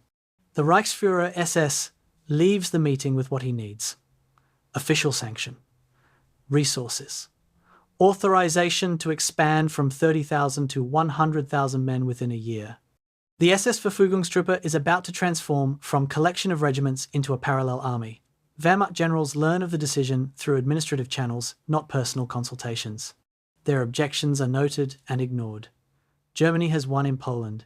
Success justifies everything. The political soldiers who bled too much while fighting effectively enough are about to become permanent fixtures in German military structure. The transformation from regiments to divisions begins immediately. By spring 1940, the SS will field combat formations comparable in size and capability to Wehrmacht divisions. Whether they remain comparable in quality or diverge towards something different, better or worse, will depend on choices made in the next 6 months. The bureaucratic machinery moved quickly. October 1939 brought orders establishing SS-Verfügungsdivision, later renamed Das Reich, combining regiments Deutschland, Der Führer and Germania with supporting artillery, engineers and logistics units. The division would number approximately 19,000 men when fully organised, matching Wehrmacht infantry division strength. Paul Hauser received command, his promotion to SS Gruppenführer confirming his status as senior SS field commander. Hauser immediately began implementing Poland's lessons. Training cycles lengthened. Emphasis shifted from pure aggression toward fire and maneuver tactics. Artillery and infantry coordination received intensive practice. The division trained through winter 1939-40 in Germany, preparing for operations expected in a spring. A second division formed simultaneously from different sources. SS Totenkopf Division drew its personnel from concentration camp guard units, the Death's Head formations that Himmler had maintained separately from the Verfügungstruppe. These men wore the skull insignia and had spent years brutalizing prisoners rather than training for combat. Theodor Eicke, commandant of Dachau and architect of the concentration camp system, took command. Eicke knew nothing of military operations but everything about violence and intimidation. His division would reflect his character. The Totenkopf presented unique problems. Camp guards were not soldiers, despite wearing uniforms and carrying weapons. They had learned to dominate unarmed prisoners through systematic cruelty. Military combat required entirely different skills: tactical coordination, fire discipline, ability to function when the enemy shot back. Eicke recognized the gap, reluctantly accepting Wehrmacht advisors to provide basic military training. The advisors were horrified by what they found. Totenkopf personnel displayed casual brutality that Wehrmacht officers considered pathological even by wartime standards. They lacked basic military skills, map reading, radio procedures, weapons maintenance. Physical fitness was poor compared to Verfügungstruppe standards because camp service required little physical exertion. The advisors compiled reports recommending against committing Totenkopf to combat without extensive retraining. The reports were filed and ignored. Himmler needed divisions. Totenkopf would fight whether ready or not. The consequences would become apparent in France. For now, the division trained through winter, absorbing basic tactics, receiving modern equipment, transforming from concentration camp guards into something resembling a military formation. The transformation was incomplete. Totenkopf would always retain the character Eicke imprinted on it. The division would fight viciously and suffer appalling casualties throughout the war. It would also commit atrocities wherever it fought. Camp brutality translated directly to battlefield behaviour. A third division emerged from an unlikely source. SS Polizei Division, formed from 17,000 Ordnungspolizei uniformed police forces, transferred wholesale to SS command. These men were older than Verfügungstruppe volunteers, averaging 30 years rather than early 20s. They had not undergone racial selection or ideological indoctrination to the same extent. Many were simply professional police officers conscripted into military service. The Polizei Division would never match Verfügungstruppe quality. It remained primarily an infantry formation throughout the war, lacking the aggressive elite character Himmler envisioned for SS forces. But it provided numbers, and numbers mattered as Germany prepared for expanded warfare. The division received basic military training and standard Wehrmacht equipment. It would fight adequately without distinction, suffering average casualties, achieving assigned objectives without the dramatic successes or catastrophic failures that characterized other SS formations. The Polizei Division represented what the SS-Verfügungstruppe might have become without Himmler's racial and ideological obsessions, a competent but unremarkable military formation, functionally identical to Wehrmacht units. That Himmler accepted its creation alongside elite divisions revealed his recognition that ideology alone could not field the forces Germany needed. Equipment allocations improved dramatically after Poland. Hitler's authorization came with promises of priority access to weapons production. The SS-Verfügungstruppe would finally receive modern equipment in quantities sufficient for divisional operations. Through winter 1939-40, new weapons flowed to forming divisions.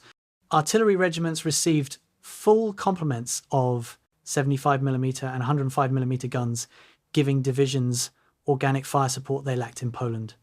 Anti-tank battalions formed with 37mm and 50mm guns. Infantry companies received machine guns, mortars, and rifles in standard tables of organization.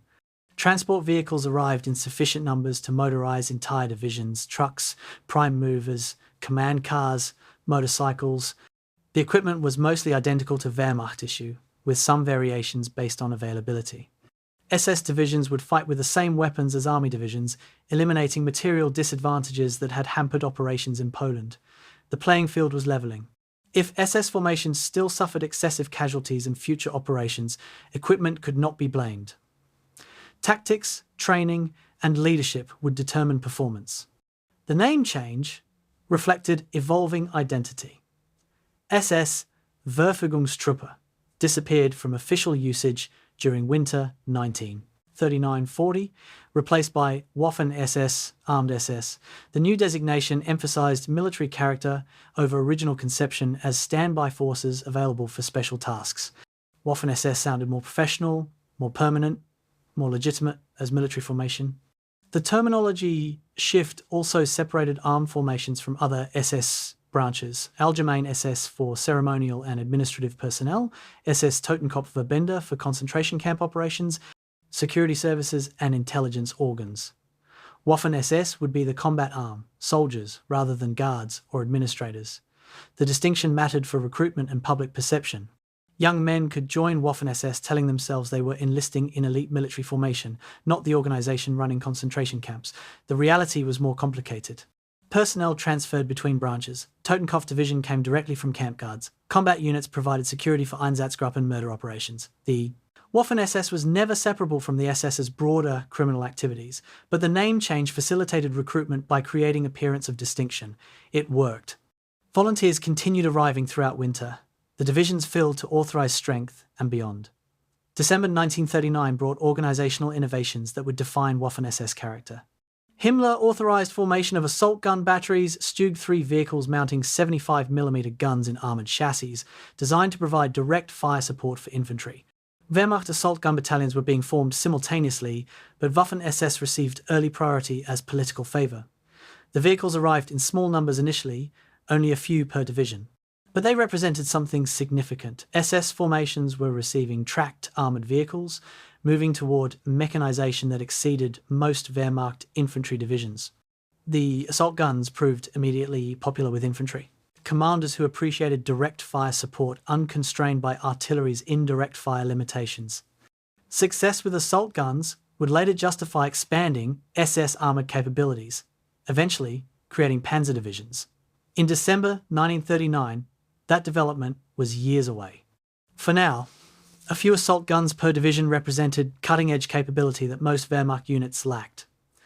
The favoritism generated resentment but also demonstrated Hitler's commitment to SS expansion.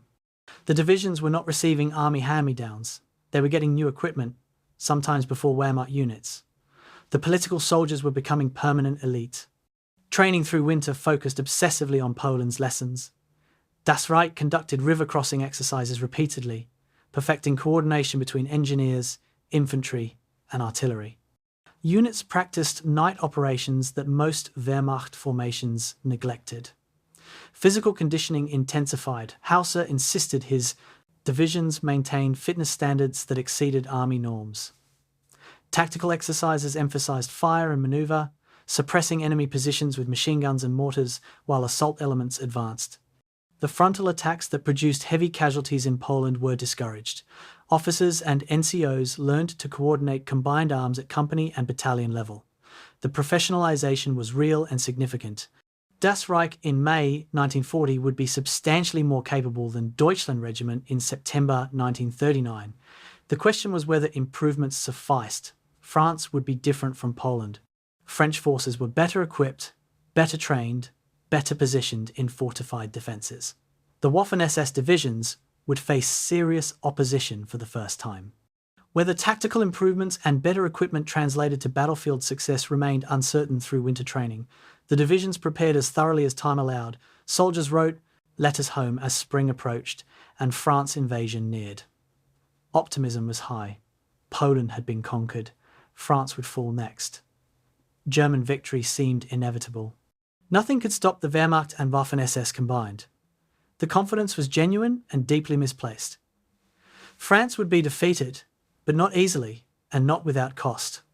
The Waffen-SS would fight well in France. They would also suffer their worst atrocity yet, revealing that military professionalization had not eliminated the organization's criminal character. May 1st, 1940, eve of Vorgelb-Case Yellow, the invasion of Western Europe. 3 SS divisions waited in staging areas along the German-Belgian border. Das Reich, in Hauser's command, fully trained and well-equipped.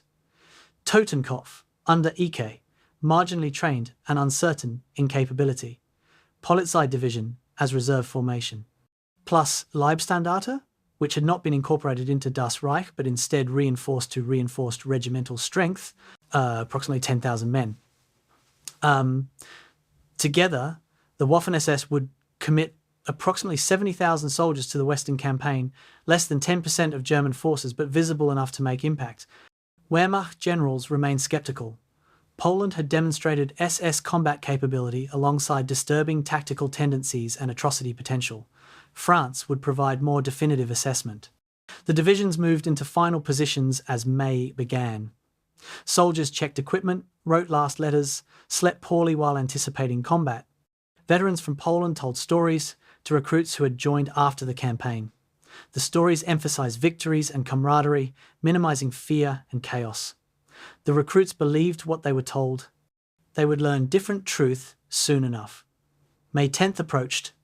The offensive would begin at dawn. The transformation from regiments to divisions was complete. Whether the divisions would fight effectively or collapse under sustained pressure would be determined in weeks ahead. The test was coming. France awaited. The Waffen-SS was as ready as it would ever be. Ready meant different things to different people. To Himmler, it meant ideological soldiers prepared to prove racial superiority. To Hauser, it meant professional formations trained to Wehrmacht standards. To the soldiers themselves, it meant whatever training had taught them and whatever courage they could maintain when people started shooting, none of them knew what was coming. France would surprise everyone. The Waffen-SS would emerge from the campaign transformed again. The divisions that entered France in May 1940 would not be the same formations that emerged in June. Blood and experience change everything. The transformation was about to continue.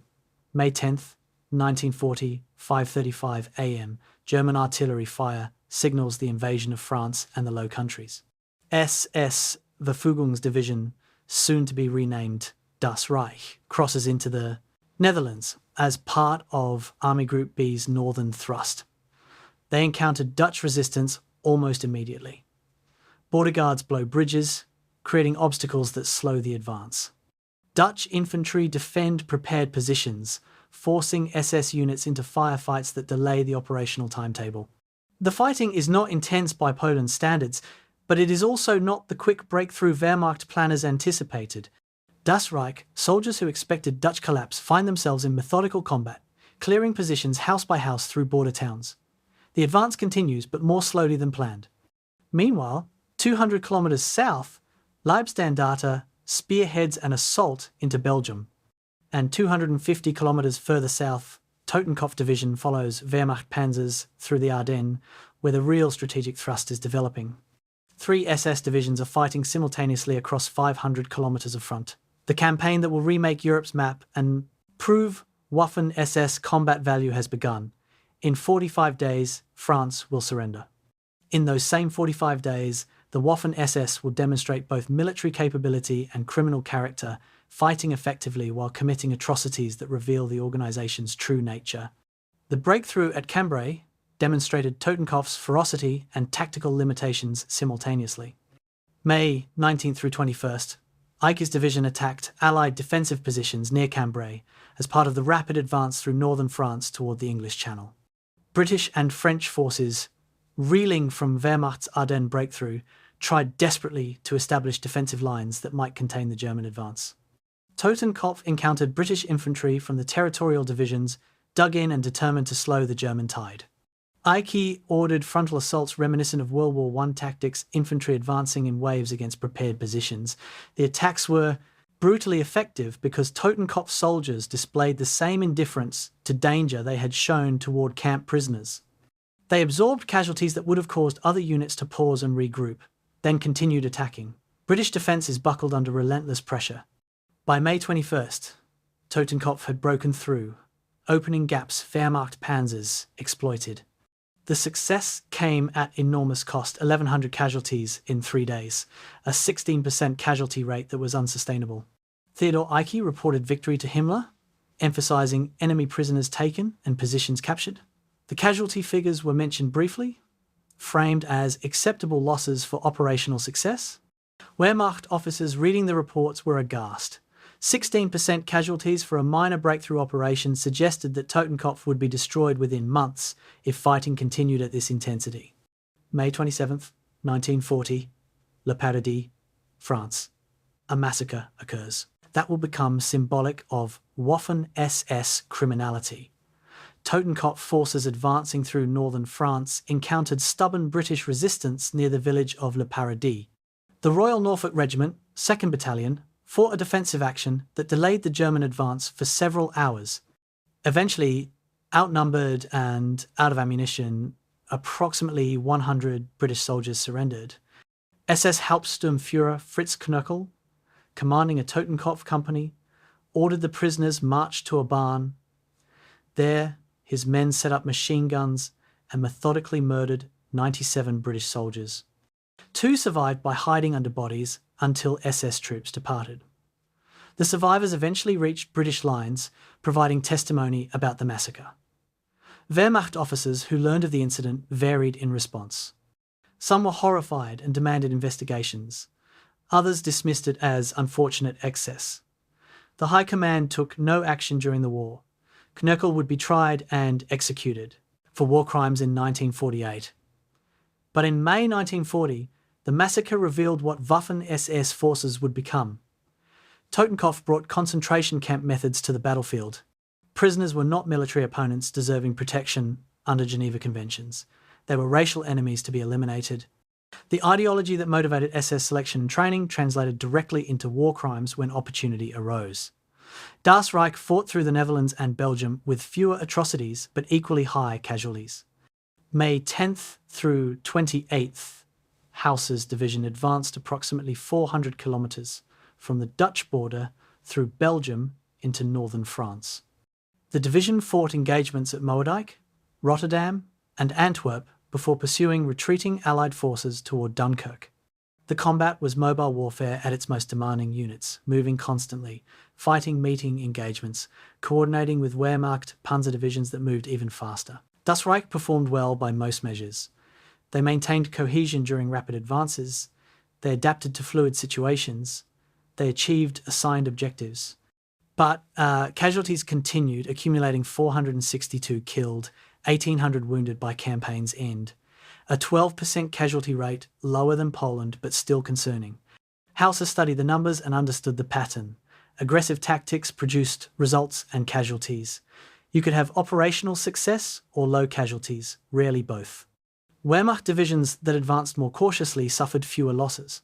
Das Reich's aggressive approach meant more victories and more body bags. Hauser accepted the trade-off as necessary for SS divisions to prove their value. Dead soldiers could be replaced. Reputation as elite force, once lost, was much harder to recover. Leibstandarte's drive to Dunkirk created both military success and political complications.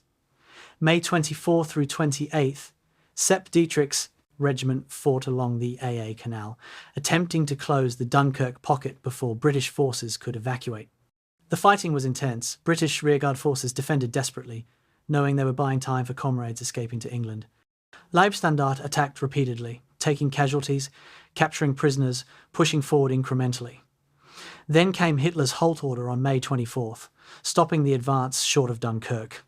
The reasons for the halt remained debated concern about panzer losses, Goering's promise that Luftwaffe could destroy trapped forces, political calculations about Britain's willingness to negotiate. Whatever the cause, Leibstandarte stopped short of decisive victory.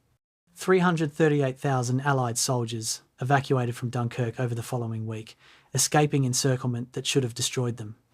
Leibstandarte had fought, effectively suffering moderate casualties, demonstrating combat capability, but they had not prevented the evacuation.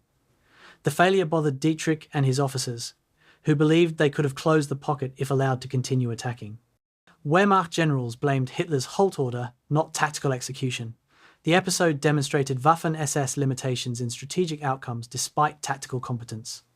Leibstandarte could fight well at regimental level, but strategic decisions remained. Wehrmacht and Hitler's domain. SS forces executed orders, they did not make strategy. The pursuit south through France tested Das Reich's endurance. After Dunkirk's evacuation, German forces turned south to complete France's conquest. Das Reich participated in Fall Rot Case Red, the offensive that shattered remaining French defences.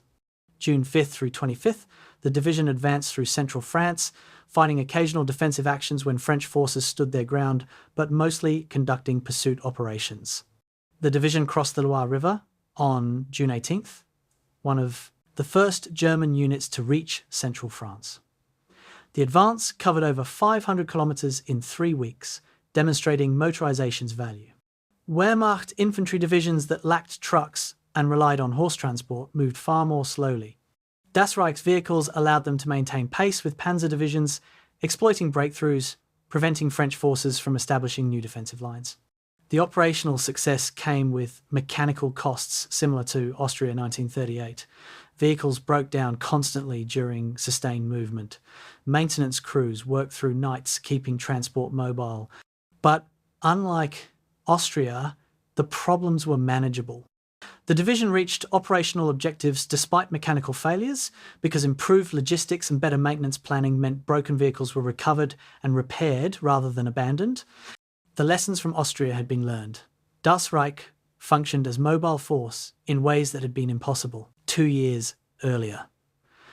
June 14th, 1940. Paris falls without serious resistance. German forces parade through the city while French government evacuates to Bordeaux. Leibstandarte participates in occupation duties, conducting ceremonial formations for newsreel cameras. The images of SS troops marching past the Arc de Triomphe spread across Germany and occupied Europe. Propaganda portrayed the Waffen-SS as victorious warriors who had conquered France as thoroughly as Wehrmacht. The reality was more complicated. 3 SS divisions had participated in the campaign alongside 130 Wehrmacht divisions. Their contribution was real but not decisive. Wehrmacht panzer divisions and Luftwaffe air superiority won the campaign. SS divisions fought as competent infantry formations, accomplishing assigned tasks without dramatically exceeding or falling short of Wehrmacht performance. The casualty statistics revealed continuing problems. Total Waffen-SS casualties in France approached 5,000 killed and wounded from 70,000 soldiers, deployed a 7% casualty rate. Wehrmacht forces suffered approximately 4% casualties overall. The gap was narrowing. SS divisions were learning, but they still bled more than necessary. The question was whether anyone cared. Hitler certainly did not. He praised Waffen-SS performance in France, authorizing additional expansion and guaranteeing priority equipment allocations. The divisions had proven themselves in Wehrmacht eyes not as revolutionary new form of warfare, but as adequately competent infantry. That was enough. The Knight's Cross Awards signaled official recognition. Felix Steiner received the decoration for leadership during the campaign, the first senior Waffen-SS officer so honoured. Other awards went to company and battalion commanders who distinguished themselves in combat. The Wehrmacht award system was merit-based, recognising genuine achievement regardless of organisational affiliation. That Waffen-SS officers received awards meant Wehrmacht evaluators judged their performance as worthy. The recognition mattered enormously for SS legitimacy. They were not just political soldiers tolerated by professionals. They were warriors, the professionals acknowledged as competent. Himmler exploited the recognition in recruitment campaigns. Posters showed Knight's Cross recipients, proof that SS service led to military honours and glory. The recruitment worked. Applications surged through summer 1940. The Waffen-SS could afford selectivity again after having accepted nearly anyone during the pre-war expansion crisis. Standards tightened slightly. The organisation was growing and professionalising simultaneously, an unusual combination made possible by victory in France. The summer of 1940 brought rest and refitting. The 3 divisions withdrew to Germany and occupied territories for recovery. Replacements arrived to fill casualty losses. New equipment was issued, more vehicles, better weapons, additional assault guns. Training incorporated France's lessons. Das Reich practiced combined arms coordination that had proved vital during mobile operations. Totenkopf, devastated by casualties, rebuilt from skeleton cadres and new recruits who had not experienced the division's brutal introduction to combat. Leibstandarte expanded again, moving closer to divisional rather than regimental organization.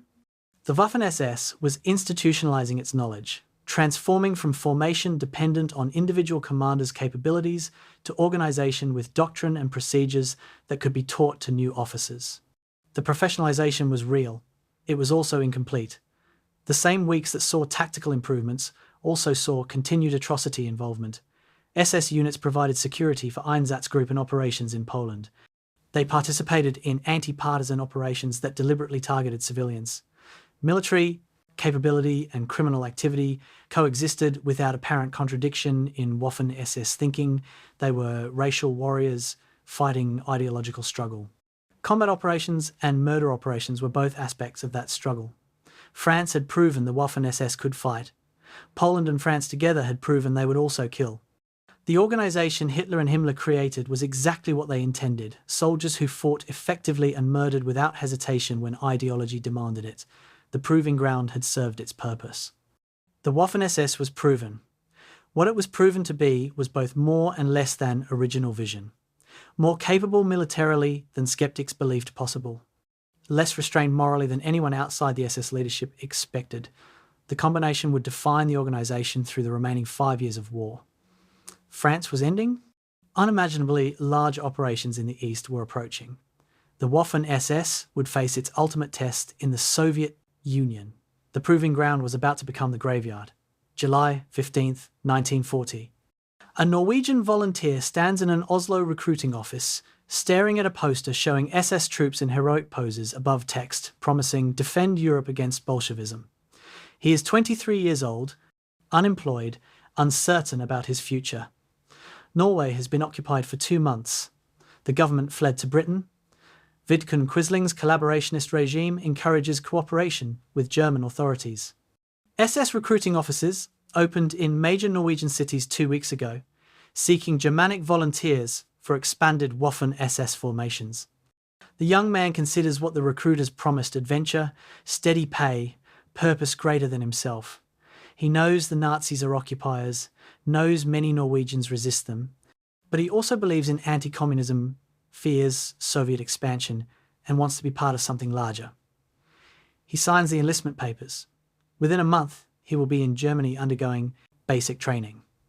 Within 2 years, he will be dead on the Eastern Front, killed fighting for a cause he never fully understood and a regime that considered his nation inferior even as it sought his service.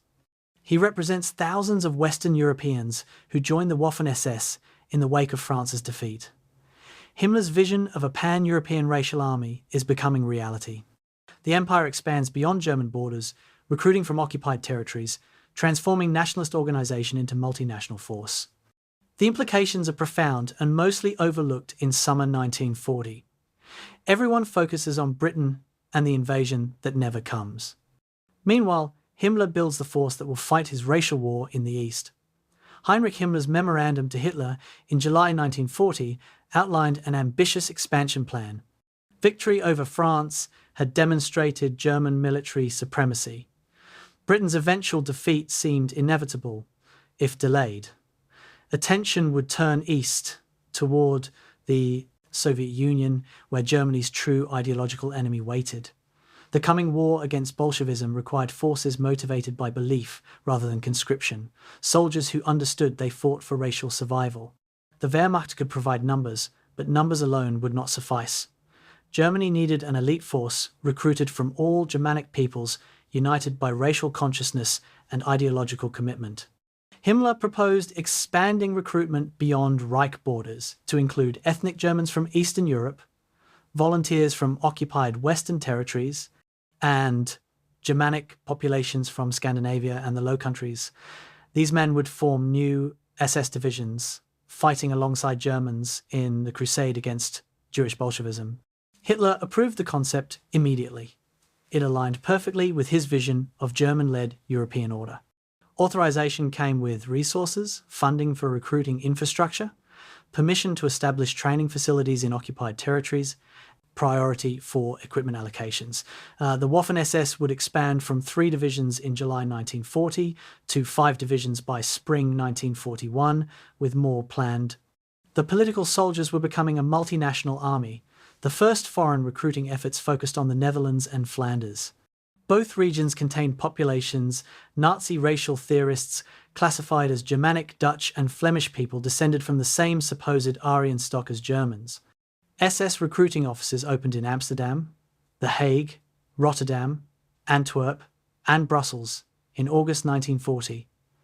The pitch emphasized cultural affinity over occupation. Recruiters portrayed the SS as multinational organization defending Western civilization, not German nationalist force conquering neighbors. The message found receptive audiences. Unemployment in occupied territories was high. Young men saw military service as employment opportunity. Some believed anti-communist propaganda, fearing Soviet expansion more than German occupation. Others sought adventure or status. A few genuinely embraced Nazi ideology and racial theories. By autumn 1940, approximately 2,000 Dutch volunteers and 500 Flemish recruits had enlisted, more than enough to form the nucleus of foreign SS regiments. The volunteers travelled to Germany for training at facilities established specifically for non-German personnel. Language instruction was minimal, commanders would be German, orders would be in German, integration into German command structure was assumed. The foreigners were joining German organisation, not creating national units within alliance structure. Scandinavian recruitment proceeded differently. Denmark and Norway were occupied territories, but Sweden remained neutral. SS recruiting efforts targeted all 3 simultaneously, with different approaches based on political circumstances. In Denmark and Norway, recruiting officers operated openly with occupation authorities' approval. In Sweden, recruitment occurred covertly through Nazi sympathizers and existing fascist organizations. The appeal emphasized Viking heritage and Nordic unity against Slavic communism. Propaganda portrayed SS service as continuation of ancient Germanic warrior traditions. Swedish volunteers, facing legal consequences for joining foreign military, crossed to German-occupied territories before enlisting. Danish and Norwegian recruits faced social stigma but not legal barriers. By December 1940, approximately 1,500 Scandinavians had enlisted, split roughly evenly between the 3 nations. They would form SS Regiment Nordland, designated as Scandinavian formation within the multinational SS Division Viking, then being organised. The regiment's formation represented both the expansion's promise and its complications. Could fighters from 4 different nations coordinate effectively? Would language barriers disrupt command and control? Would cultural differences undermine cohesion? These questions would be answered in combat. For now, in late 1940, the Scandinavians trained in Germany alongside Dutch and Flemish volunteers, learning weapons, handling and squad tactics, preparing for war they did not yet fully comprehend. SS Division Vikings formation demonstrated both ambition and improvisation. The division combined Germania Regiment, withdrawn from Das Reich, with the new foreign regiments Westland for Dutch and Flemish volunteers, Nordland for Scandinavians. German personnel provided leadership, filled specialist positions, and constituted approximately 60% of initial strength. Foreign volunteers made up the remaining 40%, concentrated in rifle companies, while Germans controlled headquarters, artillery, and support functions. Felix Steiner received command in December 1940, bringing his innovative tactical approaches to the multinational formation. Steiner believed foreign volunteers could match German soldiers if properly trained and led. He also understood the complications.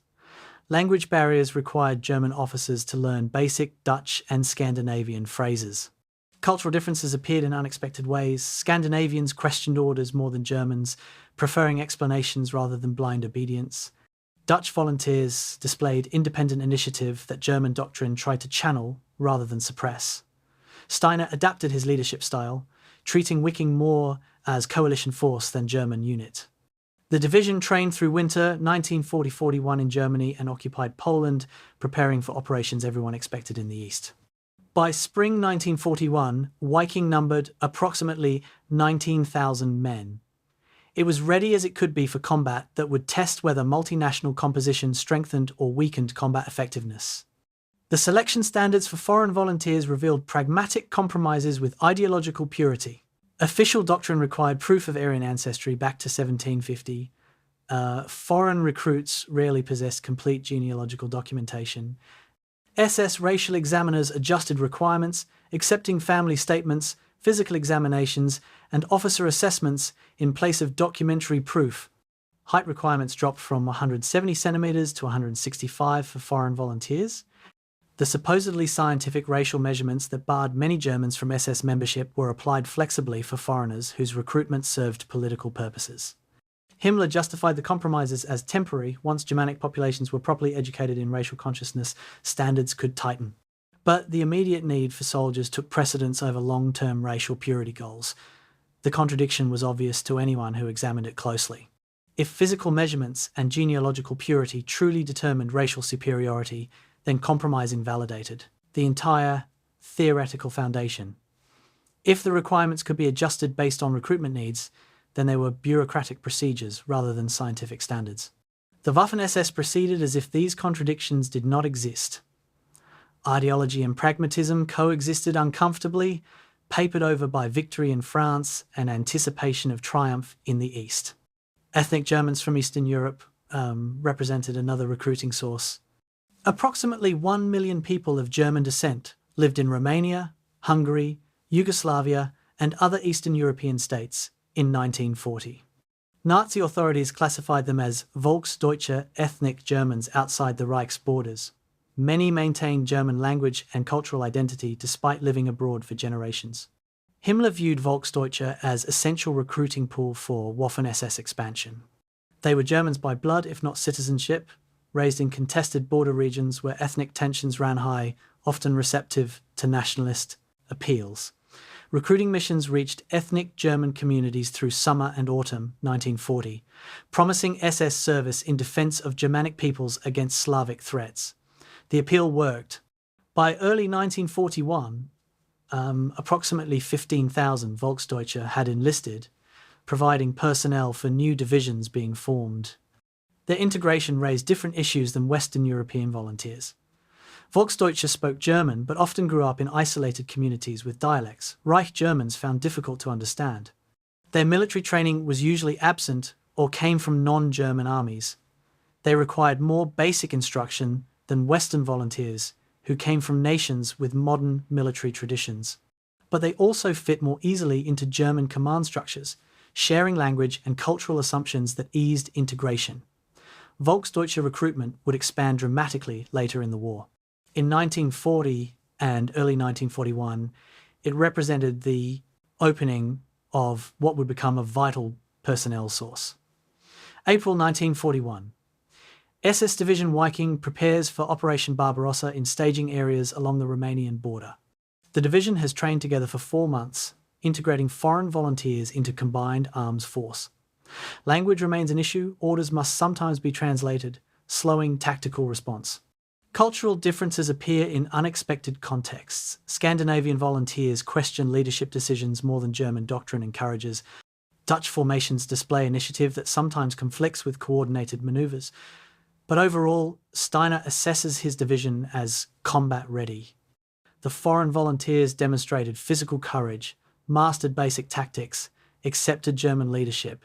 Whether they would fight as effectively as German soldiers remained uncertain. Whether multinational composition would prove advantage or liability could only be determined in combat. The division moves toward the border as Barbarossa's start approaches. Other SS divisions deploy simultaneously: Das Reich, Totenkopf, and Leibstandarte, now organised as full division, plus Polizei division and several smaller formations. Total Waffen-SS strength for Barbarossa: approximately 160,000 men in 5 divisions and multiple independent units. The organisation has grown 20-fold since 1939. Quality dilution was inevitable during such rapid expansion, but Himmler remained confident that ideological motivation compensated for reduced selectivity. The empire Himmler built by spring 1941 extended far beyond Germany's pre-war borders. Recruiting offices operated in Norway, Denmark, Netherlands, Belgium, France, and across Eastern European ethnic German communities. Training facilities spread from Germany into occupied Poland and France. The Waffen-SS was becoming what Himmler always envisioned, a pan-European racial army, united by supposed blood ties and ideological commitment rather than national citizenship. Wehrmacht generals watched the expansion with continued skepticism mixed with resignation. They had lost the bureaucratic battle against SS growth. Hitler supported Himmler completely, viewing the Waffen-SS as political counterweight to military establishment and ideologically reliable force for racial war in the East. The army could not prevent SS expansion. They could only ensure Wehrmacht retained operational control over SS divisions once combat began. That control would be tested when Barbarossa launched. Whether foreign volunteers and rapidly expanded divisions would fight effectively or collapse under Soviet pressure would become clear soon enough. The empire had expanded, the test was approaching. The multinational racial army Himmler dreamed of creating stood ready for the greatest military operation in history. Ready meant different things to different people. To Himmler, it meant ideological warriors prepared to wage racial war. To the foreign volunteers, it meant adventure and purpose. To the soldiers themselves, it meant they had completed training and received orders to move east. None of them knew what was coming. The Eastern Front would consume them all, Germans and foreigners, professionals and fanatics, true believers and opportunists. The empire expanded toward its destruction. June 22nd, 1941 approached. Everything would change. The bloodless victories and limited campaigns were ending. Total war was beginning. The Waffen-SS would fight in that war as never before or after. The empire's expansion was complete. Its destruction was about to begin. April 6, 1941, 5:15 a.m. Leibstandarte SS. Adolf Hitler crosses the Yugoslav border as dawn breaks over the Macedonian mountains. The invasion of Yugoslavia and Greece, Operation Marita, has begun with Luftwaffe strikes on Belgrade and simultaneous ground offensives from multiple directions. Sepp.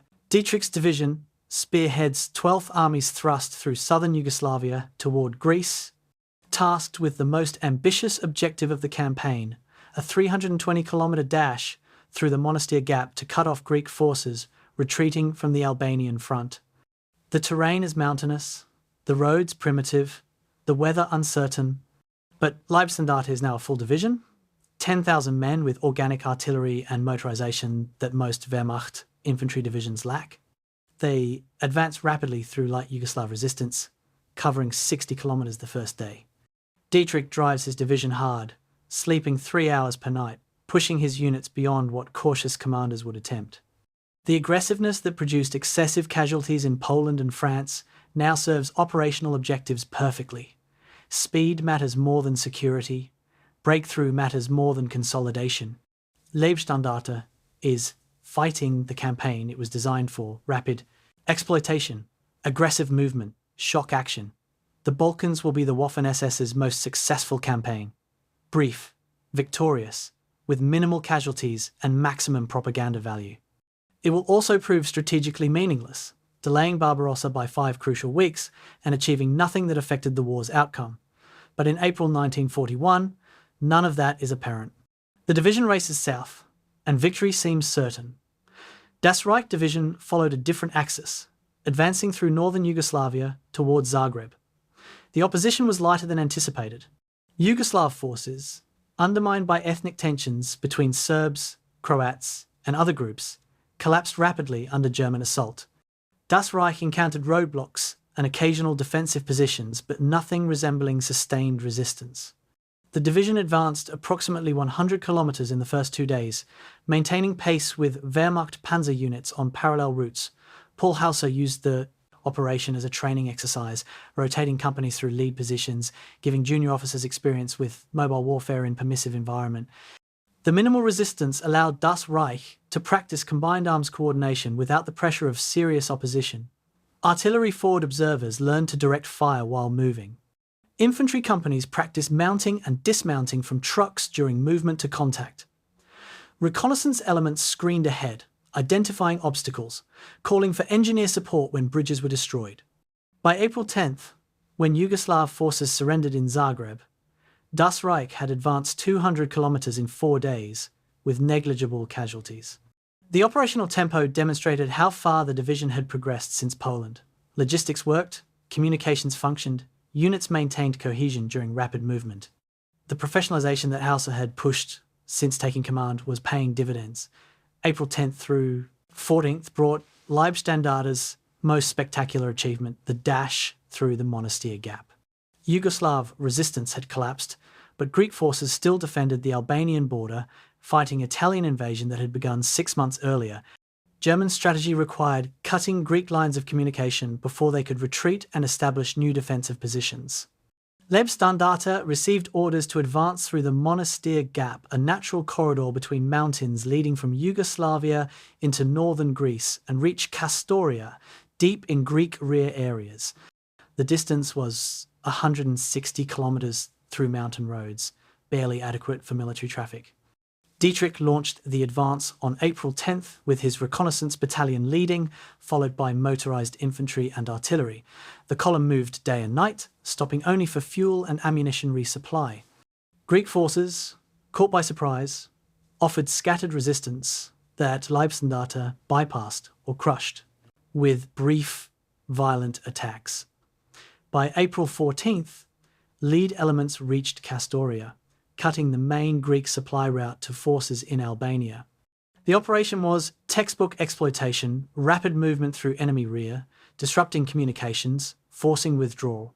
Leibstandarte had covered 160 kilometers in 4 days through mountains. Wehrmacht generals who had dismissed SS capabilities in Poland now sent congratulatory messages. The division had demonstrated operational sophistication that few formations could match. The capture of Greek prisoners at Kastoria created logistical challenges that revealed continuing SS organizational limitations. Leibstandarte's rapid advance resulted in approximately 25,000 Greek soldiers cut off from their supply lines and command structure. The Greeks surrendered en masse on April 20th rather than face encirclement and destruction, but Leibstandarte lacked the logistics infrastructure to process and guard 25,000 prisoners. The division possessed perhaps 300 military police and minimal prisoner handling equipment. Wehrmacht Corps headquarters had to dispatch security units and establish temporary camps to receive the surrendering Greeks. The episode demonstrated that Waffen-SS divisions, optimized for aggressive combat operations, remained dependent on Wehrmacht support for tasks requiring administrative sophistication. Dietrich cared little about these limitations. His division had achieved the campaign's most dramatic success. That prisoner handling became Wehrmacht's problem, struck him as reasonable division of labour. Combat soldiers fought, support troops handled administration. The attitude was characteristic of SS leadership, focus on tactical excellence, while expecting others to manage supporting functions. It worked in the Balkans, where Wehrmacht infrastructure existed to compensate for SS deficiencies. It would prove problematic in the Soviet Union, where logistics and administration frequently determined operational outcomes. Das Reich's advance through the Klidi Pass exposed Greek defensive strength and tactical limitations. April 14th through 27th, Hauser's division encountered serious resistance for the first time in the campaign. Greek forces defended mountain passes, blocking approaches to Thessaloniki and Athens. The defensive positions were well sited, taking advantage of terrain that channeled attackers into kill zones. Das Reich assaulted the Klidi Pass on April 14th, expecting quick breakthrough. Instead, Greek defenders stopped the initial attack cold, inflicting 200 casualties in 6 hours. Hauser pulled back and reassessed. The pass could not be stormed directly without prohibitive losses. He organised a coordinated assault artillery suppressing Greek positions, while infantry infiltrated through adjacent mountains to attack from flanks and rear. The operation took 5 days and required close coordination between artillery, infantry, and engineers. When Greek defences finally collapsed on April 21st, Das Reich had suffered 250 killed and 800 wounded, significant casualties for a minor operation against a secondary opponent. The battle demonstrated both Das Reich's growing tactical sophistication and the continuing cost of SS aggressive tactics. A more cautious Wehrmacht division might have bypassed the pass entirely or waited for additional artillery support before attacking. Hauser chose to assault, achieved his objective, and paid the price. The casualties were acceptable by SS standards. They would have been considered excessive by Wehrmacht professional assessment. April 20th brought Hitler's birthday and ceremonial pause in operations. Leibstandarte conducted a victory parade in Monastir for newsreel cameras, SS troops marching in formation while Balkan civilians watched. The propaganda value was enormous. Images of victorious SS. Soldiers spread across occupied Europe, reinforcing the image of an elite, unstoppable force. The reality behind the propaganda was more complex. Leibstandarte had performed brilliantly in operations that faced minimal resistance. Das Reich had fought competently against serious opposition while suffering casualties that raised questions about tactical methods. Together, the two divisions had helped defeat Yugoslavia and Greece in 3 weeks, an impressive operational tempo by any standard. But the strategic value remained unclear. Britain evacuated 50,000 troops from Greece to Crete and Egypt, preserving their forces for future operations. Yugoslavia's occupation required significant German garrison forces. Greece needed additional troops to prevent resistance. The quick military victory produced ongoing occupation costs that drained resources needed elsewhere. Most critically, the Balkans delayed Barbarossa from May 15th to June 22nd, 5 weeks of summer. Campaigning weather lost to a strategically peripheral operation, Hitler and the Wehrmacht High Command accepted the delay as necessary to secure their southern flank before invading the Soviet Union. Whether that calculation was correct would become apparent only after Barbarossa's failure to achieve decisive victory before winter. Sepp Dietrich received the Oak Leaves to his Knight's Cross on April 20th, becoming the second German soldier awarded this distinction. The decoration recognised Leibstandarte's performance in Greece and validated SS combat capability at the highest levels of German military honours. Dietrich travelled to Hitler's headquarters for the award ceremony, basking in the Führer's praise and gratitude. The recognition mattered enormously for Waffen-SS legitimacy. Dietrich was not a Wehrmacht officer grudgingly acknowledging SS competence. He was a party loyalist, Hitler's personal guard commander, a man who embodied SS values. His receipt of Germany's second highest military decoration signalled that political soldiers could achieve honours previously reserved for traditional military professionals. Himmler exploited the award in recruitment campaigns and internal propaganda. The message was clear: SS service led to recognition, glory, and Hitler's personal favour. Applications to join the Waffen-SS surged following Dietrich's award and the Balkans' victories. The organisation could afford renewed selectivity after the rapid expansion of 1940. Standards tightened slightly, though not to pre-war levels. The Waffen-SS was growing more slowly now, consolidating gains, professionalising while maintaining ideological character. May 1941. The Balkans campaign ends with complete Axis victory. Yugoslavia and Greece are defeated, partitioned, and occupied. British forces evacuated. The Wehrmacht and Waffen-SS divisions that conquered the Balkans prepare for redeployment north and east. Leibstandarte and Das Reich receive orders to move to Poland, where massive forces are assembling for Barbarossa. The soldiers understand something enormous is approaching. Rumours of war with the Soviet Union circulate despite official denials. Units conduct final training focused on offensive operations across rivers and through fortified zones. The Balkans provided a brief, successful interlude between France and what everyone knows is coming. For the Waffen-SS, the campaign offered lessons in validation. Lessons about logistics, prisoner handling, and supporting functions that remained underdeveloped. Validation of tactical competence, aggressive spirit, and ability to achieve operational objectives. The divisions were ready for the Eastern Front in ways they had not been ready for Poland or even France. Experience accumulated across 3 campaigns had professionalised the force even as rapid expansion diluted its original elite character. The question was whether any level of readiness sufficed for what the Soviet Union would demand.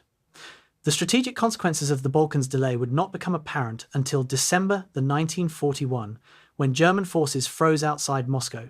Short of their objectives, unable to achieve the decisive victory Hitler demanded before winter. Those 5 weeks lost to Balkan operations, May 15th to June 22nd, might have been sufficient to reach Moscow before the autumn mud and winter cold made further advances impossible.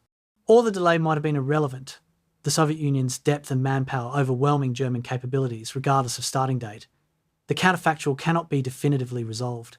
What is certain is that Barbarossa began on June 22nd instead of May 15th because of Balkan operations. The Waffen-SS divisions that fought so successfully through Yugoslavia and Greece contributed to a strategic delay that may have cost Germany the war. They did not make the strategic decision Hitler and the place Wehrmacht High Command did. But SS performance in the Balkans was good enough to make the campaign appear worth the time investment.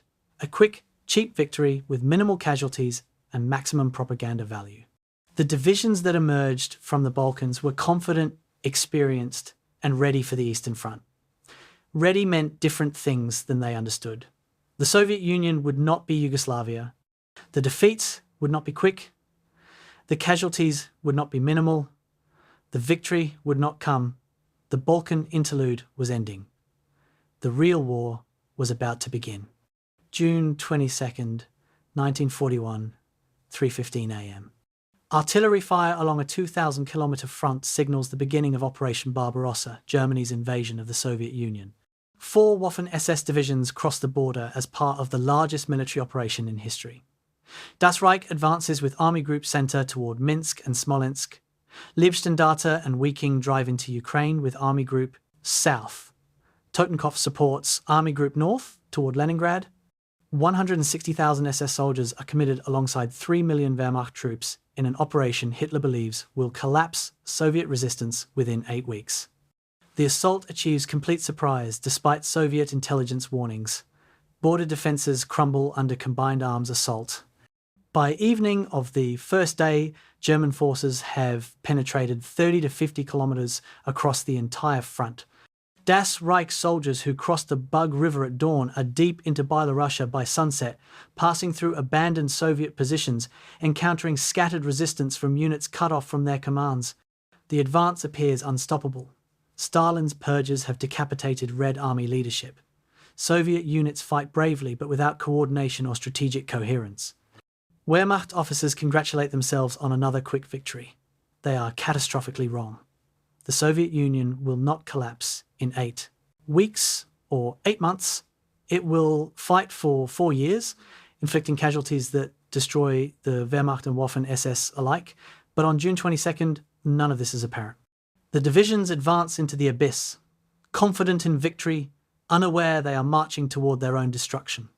June 26th through 29th brought Das Reich into the Battle of Minsk, the first great encirclement of Barbarossa. Wehrmacht panzer groups had penetrated deep into Soviet territory, creating pockets that trapped hundreds of thousands of Red Army soldiers. Das Reich participated in closing the Minsk pocket, preventing Soviet breakout attempts, while Wehrmacht forces compressed the encirclement from all sides. The fighting was intense beyond anything SS soldiers had experienced. Soviet units attacked repeatedly, trying to break through German lines. The attacks came in waves, sometimes preceded by artillery, sometimes without any supporting fire, just infantry advancing in mass formations. Das Reich positions came under assault from multiple directions simultaneously. Soviet commanders threw fresh units into attacks without reconnaissance, accepting catastrophic casualties to achieve breakthroughs. The attacks failed, stopped by German machine guns, artillery, and air support. But they continued day after day. Das Reich soldiers who had fought in Poland, France, and the Balkans were shocked by Soviet willingness to absorb losses. When the pocket finally surrendered on June 29th, approximately 300,000 Soviet soldiers entered captivity. Das Reich had helped achieve a historic encirclement. The victory had cost them 1,800 casualties in 10 days, roughly 10% of divisional strength. The campaign was 4 weeks old. At this casualty rate, Das Reich would be destroyed within 4 months. July 8th brought Leibstandarte the Stalin Line, the Soviet fortification system built in the 1930s along the old western border. The fortifications were outdated concrete bunkers and anti-tank ditches that modern combined arms warfare could overcome, but they were still formidable against infantry assault. Leibstandarte received orders to breach the Stalin Line south of Zhytomyr, opening routes for Wehrmacht panzer divisions advancing deeper into Ukraine. Dietrich organised a deliberate assault with artillery preparation, engineer support, and infantry tank coordination. The attack began July 8th and continued through July 10th. Soviet defenders fought from prepared positions, requiring each bunker to be reduced individually through close assault, flamethrowers, demolition charges, and point-blank artillery fire destroyed defensive positions one by one. Leibstandarte achieved breakthrough on July 10th, opening gaps Wehrmacht armour exploited immediately. The success came at cost of 600 casualties, acceptable losses for achieving operational objectives, but still representing 6% of the division's strength in 3 days. The Stalin Line operation demonstrated Leibstandarte's growing tactical sophistication. The frontal assaults that characterized Poland had evolved into coordinated combined arms attacks, but the casualties remained high, and this was only the beginning. The real Soviet defences were not fortifications built in peacetime, but the depth of territory and masses of reinforcements that would appear continuously for the next 4 years. The Battle of Solzhenitsyn nearly destroyed Totenkopf Division and provided the first indication that Barbarossa was failing. July 14th through 18th, Totenkopf fought as part of Army Group North's advance toward Leningrad. The division had penetrated approximately 400 kilometers into Soviet territory, maintaining rapid advance while suffering moderate casualties. Then Soviet counteroffensive struck. Fresh Red Army units attacked Totenkopf's flanks, supported by tanks and artillery in numbers German intelligence had not predicted existed. The Soviet assault nearly encircled Totenkopf, isolating the division from Wehrmacht units on its flanks. Ike's formation fought desperately to avoid destruction, defending against attacks from 3 sides while trying to maintain contact with friendly forces. The battle lasted 5 days. By July 18th, when Wehrmacht reinforcements finally restored the front line, Totenkopf had suffered 7,000 casualties, nearly 40% of divisional strength. Entire battalions were destroyed. The division required complete reconstitution with replacement troops before it could resume offensive operations. The Battle of Solzhenitsyn shocked Waffen-SS leadership and Wehrmacht High Command equally. This was not supposed to happen. Soviet forces were supposed to be collapsing, not launching coordinated counteroffensives in division strength. Totenkopf's near destruction suggested that German intelligence had catastrophically underestimated Soviet military capability. The underestimation would cost millions of lives over the next 4 years. SS Viking Division's baptism of fire came in southern Ukraine during July. Felix Steiner's multinational division advanced with 11th Army through territory between the Dniester and Bug rivers, pushing toward the Black Sea coast. The foreign volunteers, Dutch, Flemish, Scandinavian, experienced combat for the first time. Some adapted quickly, demonstrating the aggressive spirit their training emphasized. Others struggled with combat's chaos and violence. Language barriers complicated command during fluid situations. German officers shouted orders that foreign soldiers did not fully understand. Scandinavian companies sometimes advanced when they should have waited for coordination with flanking units. Dutch formations displayed independent initiative that accomplished objectives but disrupted larger operational plans. Steiner spent the first 2 weeks of combat adjusting his leadership approach, learning how to command a multinational force under fire. By late July, Viking was functioning adequately, if not optimally. The division achieved assigned objectives, maintained cohesion, suffered casualties comparable to German SS divisions. The foreign volunteers proved they could fight, answering the question that had lingered since their recruitment. But casualties among foreign personnel were disproportionately high, 30% compared to 20% for German elements. The gap reflected language barriers and inexperience more than any deficiency in courage or capability. Steiner documented these issues in reports to Himmler, recommending improved language training and longer integration periods before combat. The recommendations were filed and largely ignored. The Waffen-SS needed combat divisions immediately. Foreign volunteers would learn through experience or die trying. August brought the realization that Barbarossa would not achieve Hitler's goals before autumn. The Wehrmacht and Waffen-SS had advanced hundreds of kilometers, encircled hundreds of thousands of Soviet soldiers, captured vast territories. But Soviet resistance continued. New armies appeared where German intelligence insisted none existed. The Red Army's losses were catastrophic, over 2 million casualties by August, but replacements kept arriving. The Soviet Union was mobilizing its entire population, calling up reserves, evacuating factories east beyond German reach. The Wehrmacht was winning every battle while losing the campaign. The Waffen-SS divisions experienced this paradox directly. They advanced constantly, fought continuously, won every engagement, yet exhaustion increased, casualties mounted, replacements arrived in insufficient numbers. Das Reich's strength declined from 19,000 in June to 15,000 in August, despite receiving replacement troops. Leibstandards fell from 10,000 to 7,000.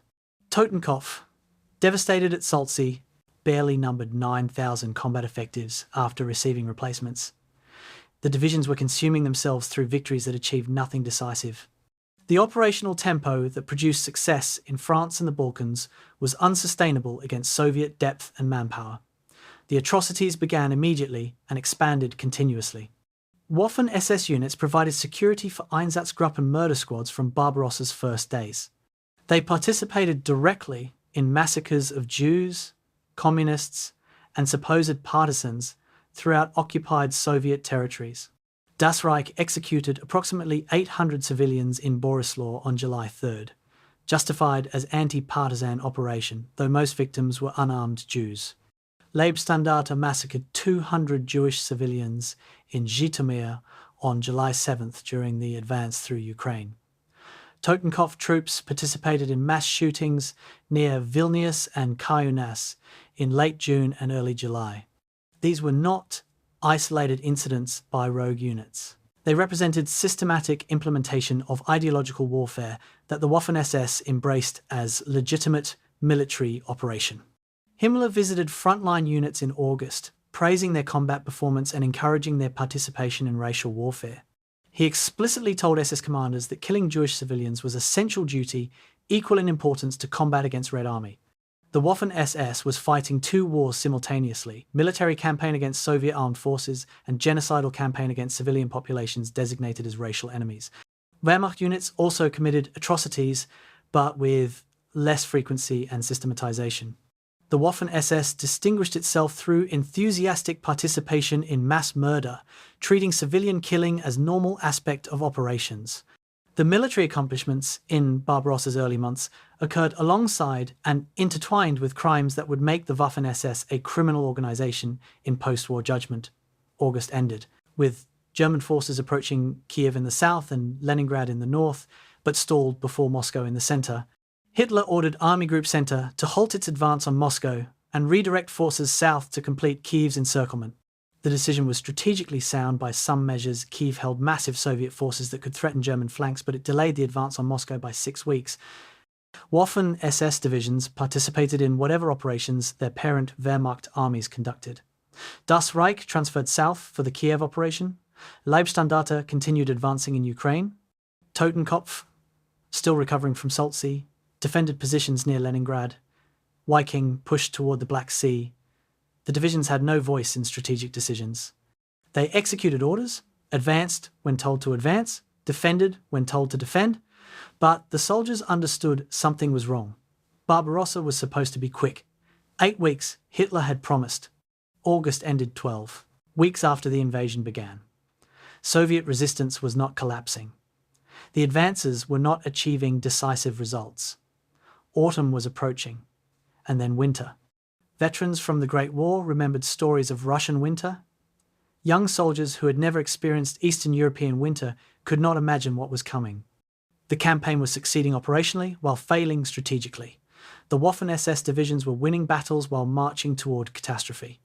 Barbarossa had become what Hitler feared most, a war of attrition against an enemy with limitless manpower and territory. The divisions that crossed the border in June with confidence and strength were shadows of themselves by September.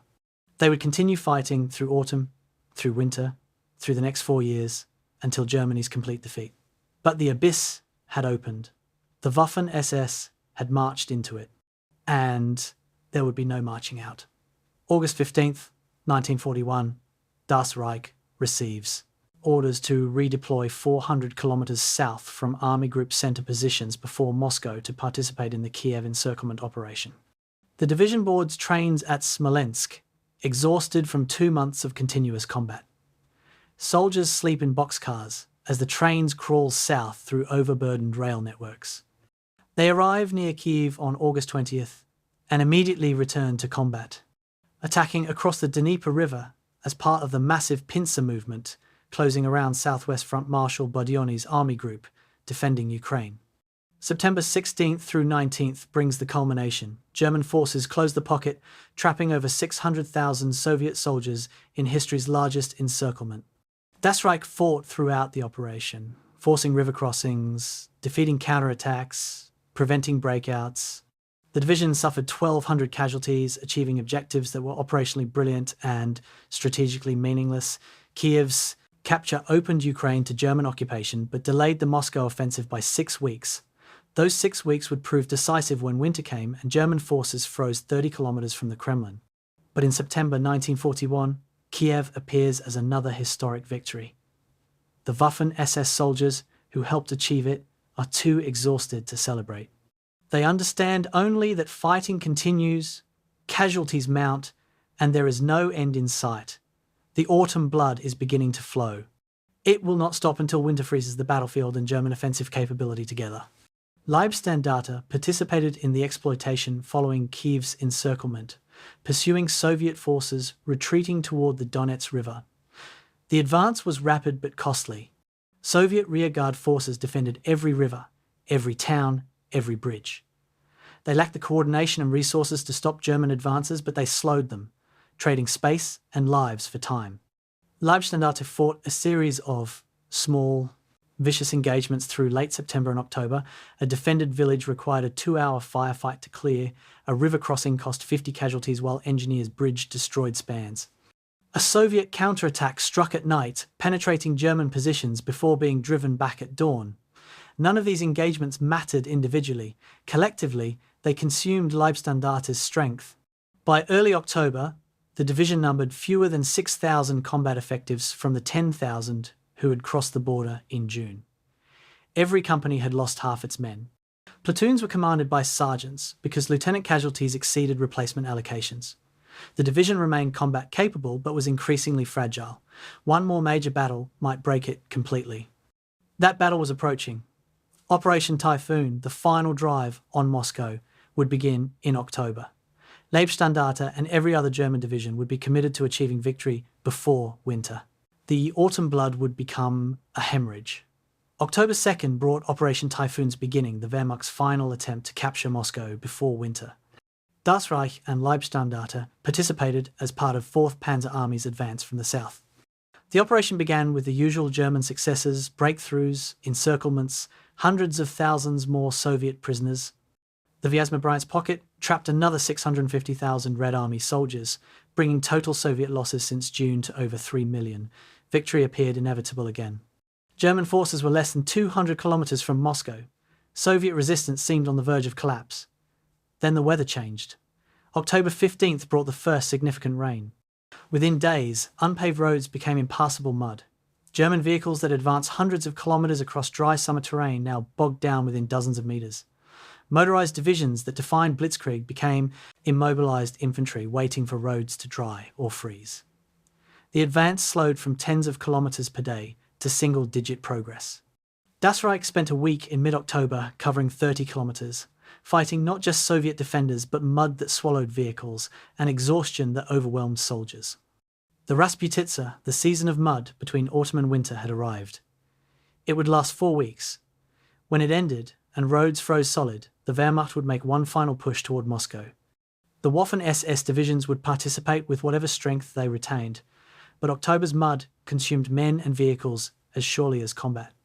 The autumn blood mixed with Ukrainian and Russian earth, creating a paste that swallowed armies.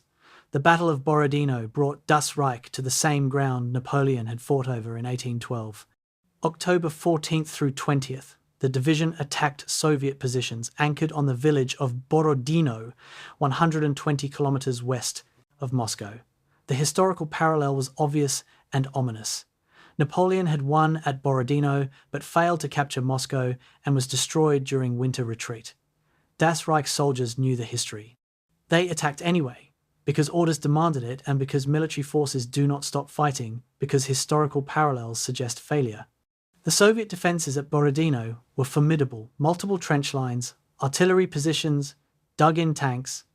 Das Reich assaulted repeatedly over 6 days, taking casualties for every 100 meters gained. Soviet artillery fire was the worst SS soldiers had experienced. Coordinated barrages that turned entire grid squares into kill zones. Soviet infantry counterattacked at night, infiltrating German positions, fighting hand-to-hand in trenches, By October 20th, when Das Reich finally cleared Borodino, the division had suffered 2,000 casualties, over 10% of its remaining strength lost in a week for a village that mattered only for its historical symbolism. Paul Hauser understood the implication. If every village between here and Moscow cost this much, the Wehrmacht would be destroyed before reaching the capital. The offensive could not continue at this casualty rate.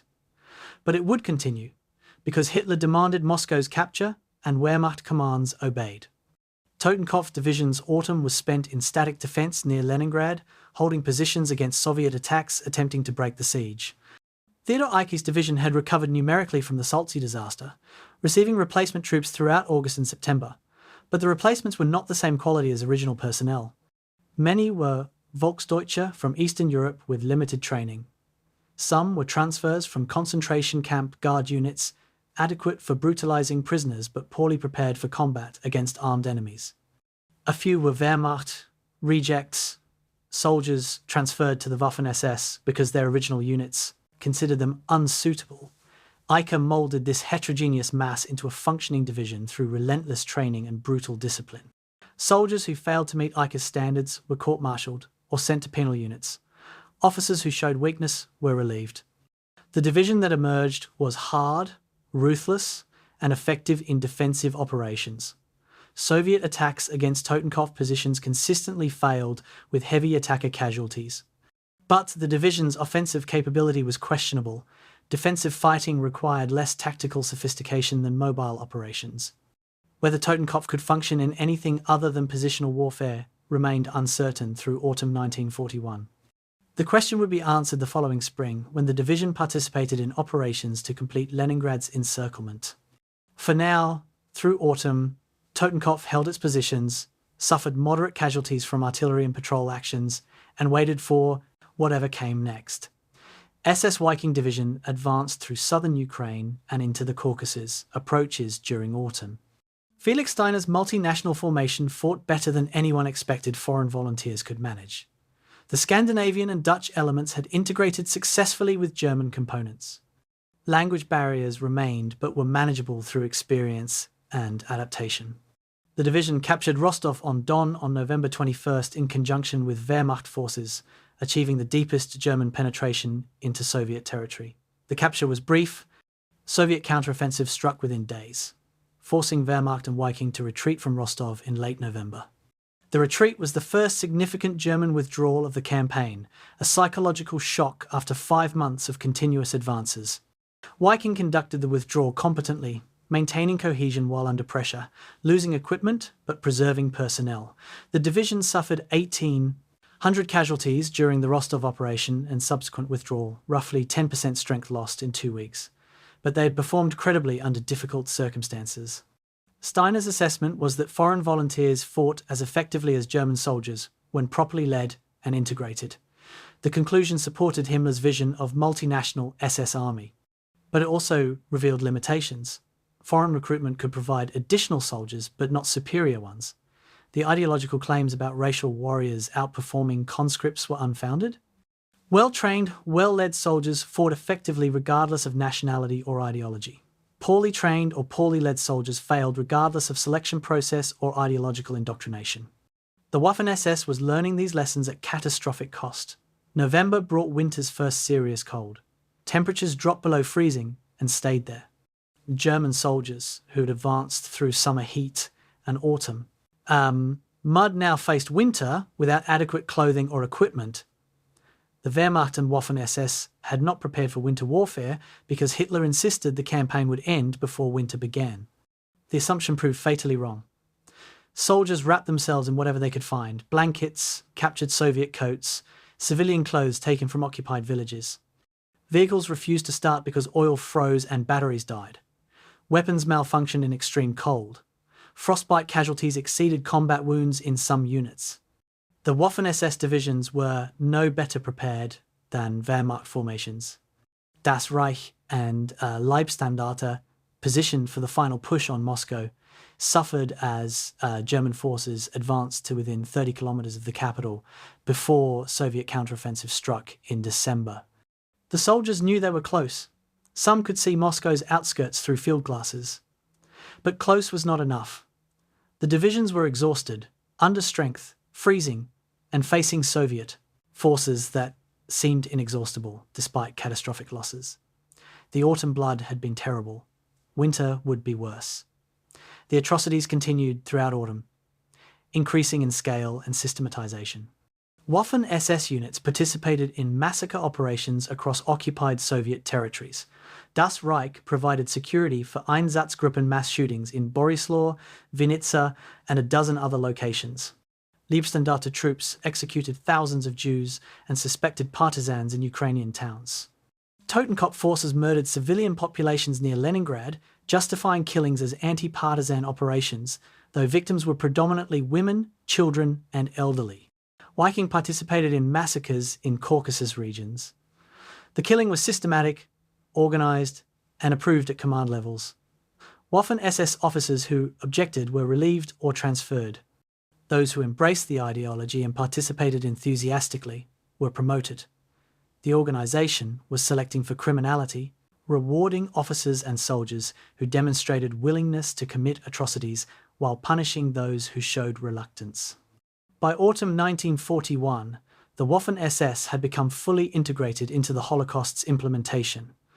They were not merely combat forces that occasionally committed war crimes. They were ideological warriors deliberately employed for racial warfare alongside conventional military operations. Wehrmacht forces also committed atrocities, but the Waffen-SS distinguished itself through enthusiasm and systematization.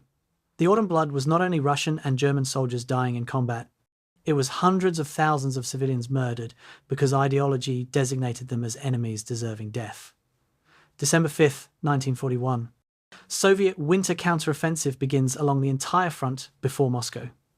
Fresh Siberian divisions that German intelligence failed to detect attack exhausted Wehrmacht and Waffen-SS forces. The assault achieves immediate success, penetrating German lines, threatening encirclements, forcing retreats. Operation Typhoon ends in failure, 30 kilometers from Moscow. Das Reich and Leibstandarte withdraw under Soviet pressure, fighting rearguard actions to prevent encirclement. The withdrawals are orderly but costly. Both divisions suffer heavy casualties covering Wehrmacht retreats. By mid-December, the front has stabilized approximately 100 kilometers west of Moscow. The offensive is over. German forces will not capture the Soviet capital. Barbarossa has failed. The Waffen-SS divisions that crossed the border in June with confidence and strength are shadows of themselves in December. Das Reich numbers fewer than 8,000 combat effectives from 19,000 in June. Leibstandarte is below 5,000 from 10,000. Viking has perhaps 12,000 from 19,000. Totenkopf is stronger at 14,000, but only because it spent autumn in static defense rather than offensive operations. Total Waffen-SS casualties since June 22nd exceed 45,000 killed, wounded, and missing nearly 30% of deployed strength. The autumn blood has consumed the elite force Himmler built. Replacements are arriving but cannot restore what has been lost. Experience, cohesion, and the original carefully selected cadre are gone. What remains are formations that carry SS designations and fight with SS aggressiveness but are no longer the elite force that began Barbarossa. The autumn is ending, winter is beginning. The blood will continue to flow. The Waffen-SS divisions will continue to fight because stopping is not an option. But the organization that emerges from the Russian winter will be fundamentally different from what entered it. The transformation is nearly complete. The autumn blood was the final stage. Winter will finish what autumn began. December 15th, 1941, a Das Reich soldier huddles in a frozen hole. Outside Moscow, wearing every piece of clothing he owns, uniform, overcoat, blanket wrapped around his shoulders, newspapers stuffed inside his tunic for insulation, the temperature is minus 40 Celsius. His rifle is wrapped in rags to prevent metal from freezing to bare skin. He has not slept in 36 hours because Soviet attacks come continuously, probing for weak points, trying to break German defenses.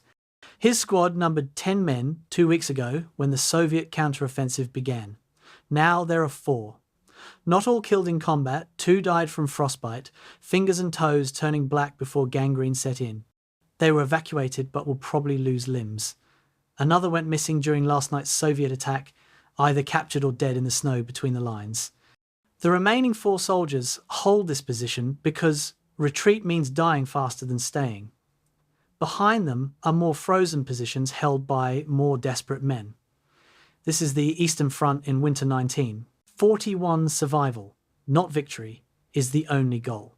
The soldier does not know that the division will survive this winter, that replacements will arrive, that spring will bring renewed offensives. He knows only the next hour, the next Soviet attack, the next night in frozen darkness. The winter of desperation has arrived. It will last 4 months. Many will not survive it. Those who do will be fundamentally changed, scarred by experiences no training could prepare them for.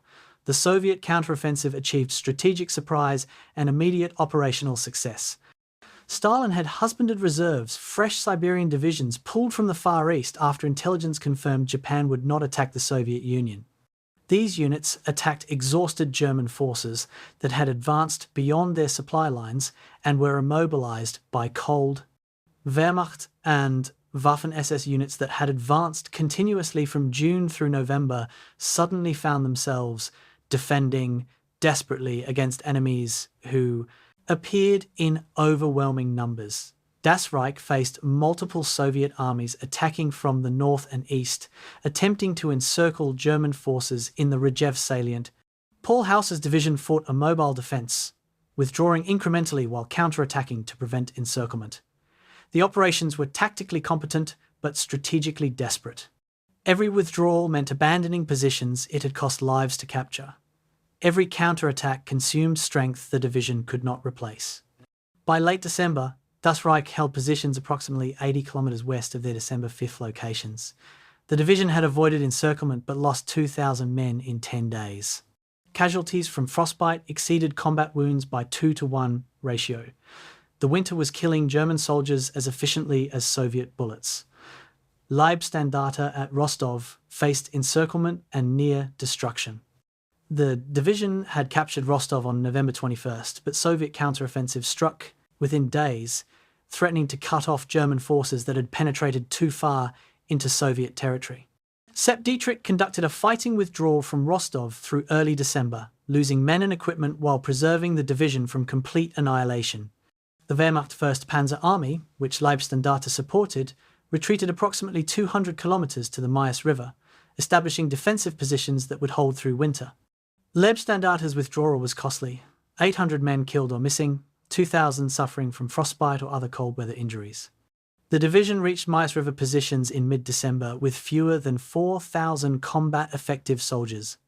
That was barely sufficient to defend the division's assigned sector, leaving no reserves for counterattacks or emergencies. Dietrich sent increasingly desperate messages to Himmler and Wehrmacht commands, requesting reinforcements, winter equipment, and relief from the front line. The requests were acknowledged and largely ignored. Every German unit on the Eastern Front needed the same things. None received adequate supplies. The winter forced German forces to prioritize survival over operations. Leibstandarte survived, but barely. The price was paid in frostbite casualties, abandoned equipment, and psychological trauma from soldiers who endured conditions beyond human tolerance. The Rzhev salient became Das Reich's winter purgatory.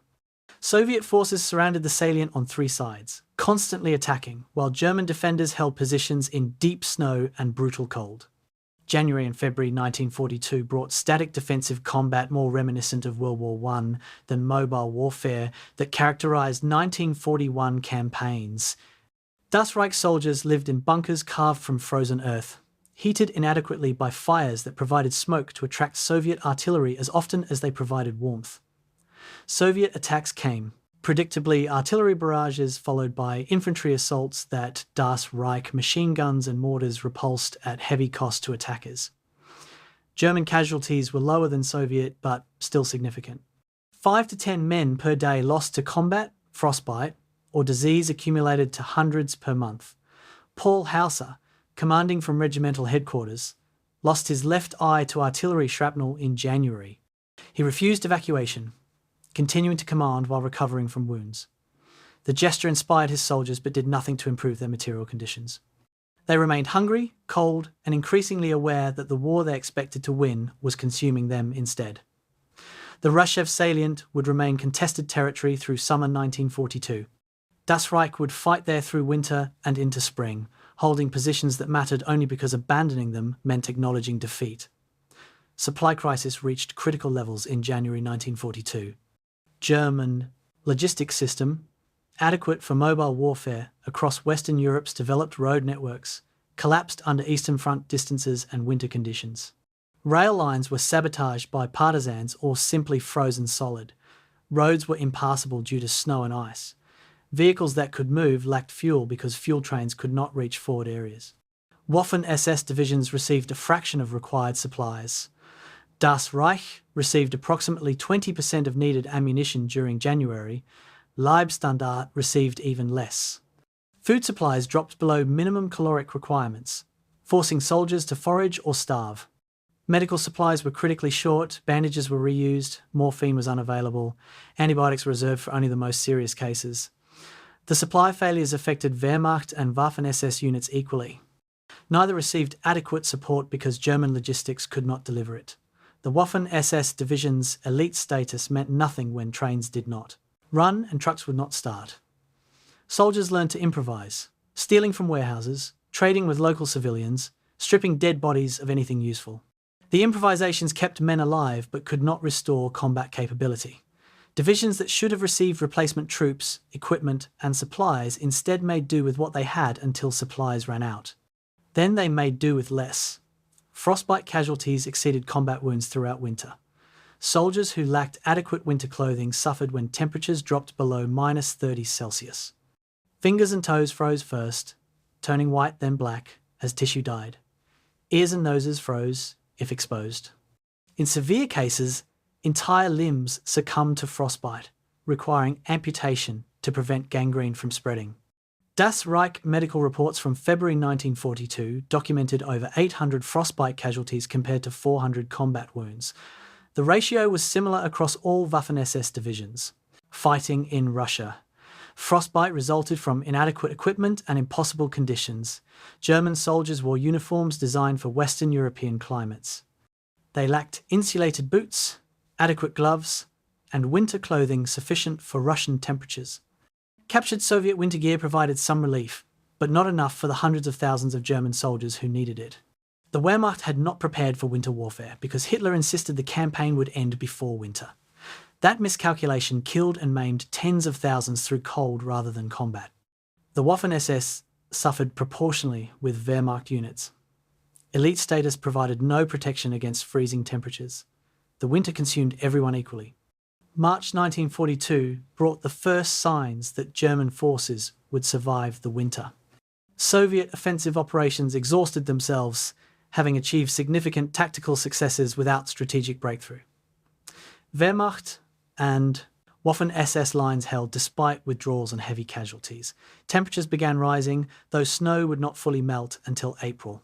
German logistics gradually improved as weather allowed more supply trains to reach forward areas. The immediate survival crisis passed, replaced by a longer-term challenge of reconstituting divisions that had lost 60% of their strength since June. Das Reich numbered fewer than 6,000 combat effectives in March, down from 19,000 9 months earlier. Leibstandarte was below 4,000. Totenkopf maintained better strength at 12,000 because defensive operations near Leningrad proved less costly than mobile warfare in the south. Viking had approximately 10,000 after heavy casualties during Rostov operations and subsequent winter fighting. The Waffen-SS had deployed 160,000 soldiers to Barbarossa. By March 1942, approximately 35,000 were dead, 40,000 were wounded and evacuated, and another 10,000 were missing or captured. 85,000 casualties in 9 months, over 50% of deployed strength. The divisions that survived were hollow shells bearing names of once elite formations. Reconstruction would take months. Full recovery would never occur. The winter of desperation was ending. The survivors understood they had lived through something unprecedented. They also understood it would happen again. The Eastern Front devoured everything fed to it. The Waffen-SS had fed it elite divisions. The front had consumed them and demanded more.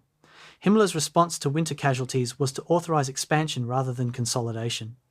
The Reichsführer SS toured the Eastern Front in March, visiting devastated divisions, speaking to exhausted soldiers, assessing damage. His conclusion was that the Waffen-SS needed more divisions, not better supplied existing divisions.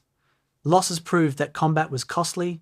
The solution was to create more units to replace losses and provide reserves. Himmler returned from the front with plans to expand the Waffen-SS from 5 divisions to 8 by summer 1942. Additional formations would come from foreign volunteers, Volksdeutsche from Eastern Europe, and increasingly relaxed selection standards that accepted men previously rejected. The expansion meant that resources for reconstituting existing divisions would be diverted to forming new ones. Das Reich would receive replacement troops, but not enough to restore full strength. Leibstandarte would rebuild, but remain under strength. New divisions would form at minimal capability, then deploy to the Eastern Front to learn through combat as existing divisions had. The decision prioritized quantity over quality, political prestige over military effectiveness.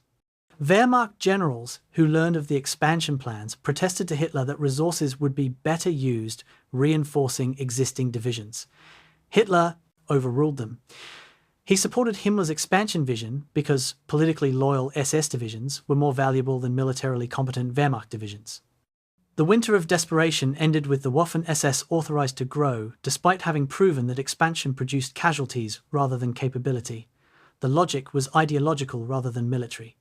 It would continue to drive Waffen-SS expansion through war's end, producing 38 divisions of wildly varying quality, few of which matched the original elite formations that began the war. April brought orders withdrawing Das Reich and Leibstandarte from the Eastern Front to France for rest and reconstitution. The divisions would rebuild to full strength, receive new equipment, and train as Panzer Grenadier divisions with organic tank battalions. The redeployment was reward for winter survival and recognition that both divisions required extensive reconstitution before returning to combat. The soldiers who boarded trains heading west in April 1942 were different from those who had crossed the Soviet border 10 months earlier.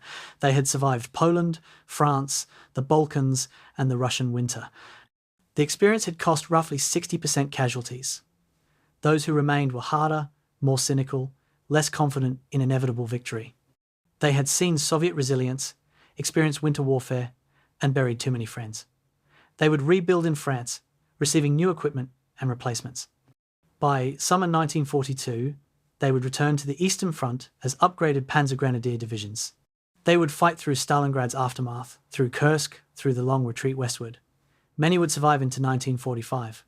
A few would survive the war. All would carry winter 1941's scars for the rest of their lives. The winter of desperation had ended. Its consequences would persist. The Waffen-SS that emerged from the Russian winter was no longer the organization that entered it. Desperation had changed everything. Survival had become victory. Death had become normal. The elite force had become an attrition army, distinguished from Wehrmacht divisions more by political loyalty than military capability. The transformation was complete. What came next would be different, more mechanized, better equipped, tactically sophisticated, but never again elite in the original sense. The winter had killed that organization. What survived wore the same insignia and carried the same name, but was fundamentally different. The winter of desperation was over, but its legacy would define the Waffen-SS for the remaining 3 years of war. March 25, 1942. Adolf Hitler sits across from Heinrich Himmler in the Wolf's Lair headquarters, reviewing casualty reports and reconstruction proposals. The numbers are catastrophic: 85,000 Waffen-SS casualties from 160,000 deployed to Barbarossa. The elite force has been shattered. But Hitler sees opportunity in disaster. The Waffen-SS proved itself in combat despite horrific losses. The divisions fought with fanaticism Wehrmacht units could not match. They held positions when ordered, attacked when commanded, died rather than surrender. This loyalty, personal loyalty to the Führer, ideological commitment beyond military professionalism, is exactly what Hitler needs as the war transforms from quick victories to grinding attrition. He authorizes Himmler's reconstruction proposal with modifications. The surviving SS divisions will not merely rebuild to previous strength. They will transform into Panzer Grenadier divisions with organic tank battalions, assault guns, and mechanized infantry. They will receive equipment priority over Wehrmacht formations. They will become Germany's mobile reserve. The fire brigades rush to crisis points when regular army units fail. The price will be enormous resources diverted from Wehrmacht, divisions that need them desperately. But Hitler no longer trusts the generals. He trusts the SS. The authorization transforms the Waffen-SS from elite light infantry into armoured force. The rebirth as steel begins immediately. By summer 1942, the shattered divisions will emerge as something new, powerful, and fundamentally different from what entered Russia. April 1942 brought Das Reich to Normandy for reconstitution. The division that departed Russia numbered barely 6,000 combat effectives, missing two-thirds of its strength. Paul Hauser, still recovering from wounds that cost him an eye, oversaw reconstruction from headquarters in Saint-Lô. Replacements arrived throughout April and May, young soldiers fresh from training, wounded veterans returning from hospitals, transfers from other SS formations. By June, Das Reich numbered 14,000 men, approaching authorized strength. But the personnel were only part of transformation. The division received new equipment on a scale that shocked Wehrmacht observers. 78 tanks, a mix of Panzer III and Panzer IV medium tanks, arrived in May, forming a full tank battalion. Additional assault guns provided direct fire support for infantry. The artillery regiment received new guns and vehicles. Every company was fully motorized, with trucks replacing horse-drawn transport. The transformation from light infantry to mechanized Panzer Grenadier Division was not merely organizational. It represented fundamental shift in capability and doctrine. Das Reich in June 1942 could conduct mobile operations that Das Reich in June 1941 could not have attempted. The cost was measured in resources denied to Wehrmacht divisions that remained dependent on horses and outdated equipment. Hitler had made his choice.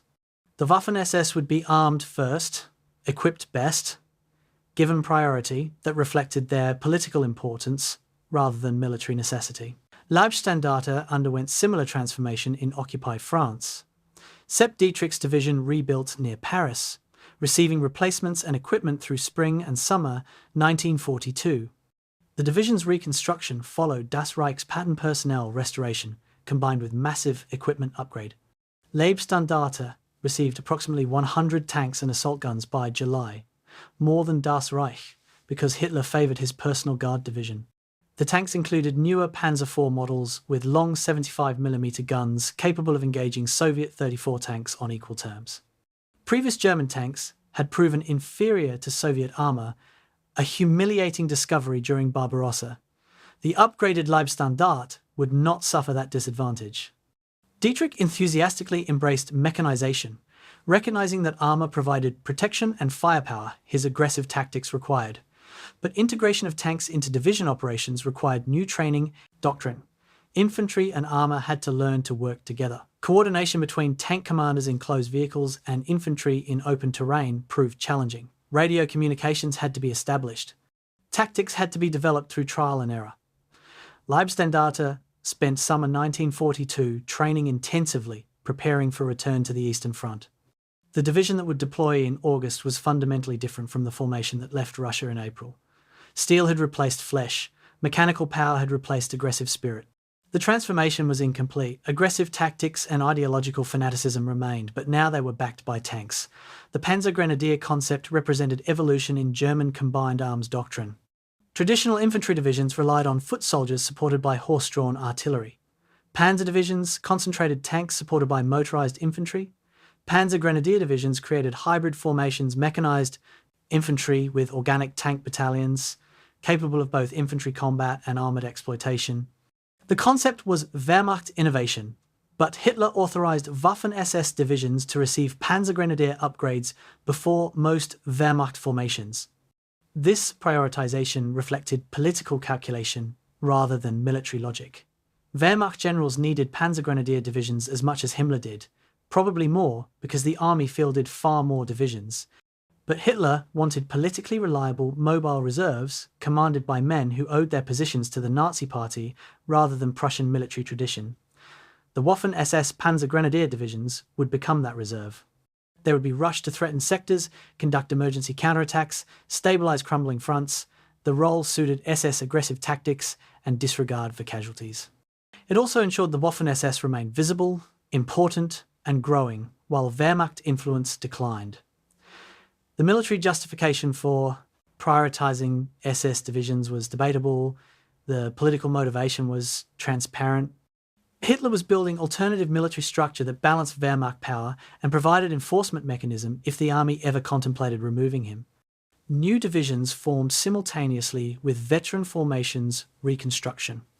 SS Panzer Grenadier Division Viking, upgraded from its previous organization, received tanks and additional vehicles in Ukraine, where it had remained throughout winter. SS Gebirgs Division Nord formed in Norway from mountain warfare specialists and occupation troops, designed for Arctic operations the Eastern Front's northern sectors required. SS Division Prinz Eugen, organised in Yugoslavia from Volksdeutsche Volunteers, intended primarily for anti-partisan operations in the Balkans. The expansion meant that by late 1942, the Waffen-SS fielded 8 divisions totalling approximately 330,000 men. The quality variance was enormous. Das Reich and Leibstandarte were elite formations by any standard, well-trained, well-equipped and combat experienced. Viking was capable if less cohesive, due to multinational composition. Totenkopf remained effective in defensive operations, but its offensive capability was questionable. Polizei Division was adequate, Wehrmacht quality infantry. The new formations Nord and Prinz Eugen were barely trained and equipped, suitable only for security operations against poorly armed partisans. Calling all these formations Waffen-SS obscured massive capability differences. But Himmler's empire was growing, and growth mattered more than quality to the Reichsführer SS. The equipment allocation revealed Hitler's priorities starkly. One SS Panzer Grenadier Division received approximately 100 tanks, 300 trucks, and complete artillery complement equipment sufficient for 3 Wehrmacht infantry divisions. 50 Das Reich divisions could have been equipped with the resources allocated to Das Reich and Leibstandarte alone. Wehrmacht generals protested repeatedly through spring and summer 1942. They argued that resources would achieve greater military effect if distributed among more formations. They pointed out that elite status meant nothing if elite units were destroyed, while Wehrmacht divisions lacked basic equipment to function. Hitler rejected every protest. He claimed the Waffen-SS division's superior fighting spirit justified priority allocations. The real reason was political. Hitler wanted military forces that answered to him personally rather than to the Wehrmacht's traditional command structure. The Waffen-SS provided that alternative. Equipment priority was price. Hitler paid willingly to build parallel military structure. The cost was Wehrmacht divisions that fought through the war short of vehicles, weapons, and supplies, while SS divisions received more than they needed. The inefficiency was massive. The political logic was unassailable from Hitler's perspective. Military effectiveness mattered less than political reliability when the Führer contemplated scenarios where army might turn against him. Training through summer 1942 emphasized combined arms coordination that Das Reich and Leibstandarte had lacked during Barbarossa. Tank infantry cooperation exercises repeated endlessly until both arms learned each other's capabilities and limitations.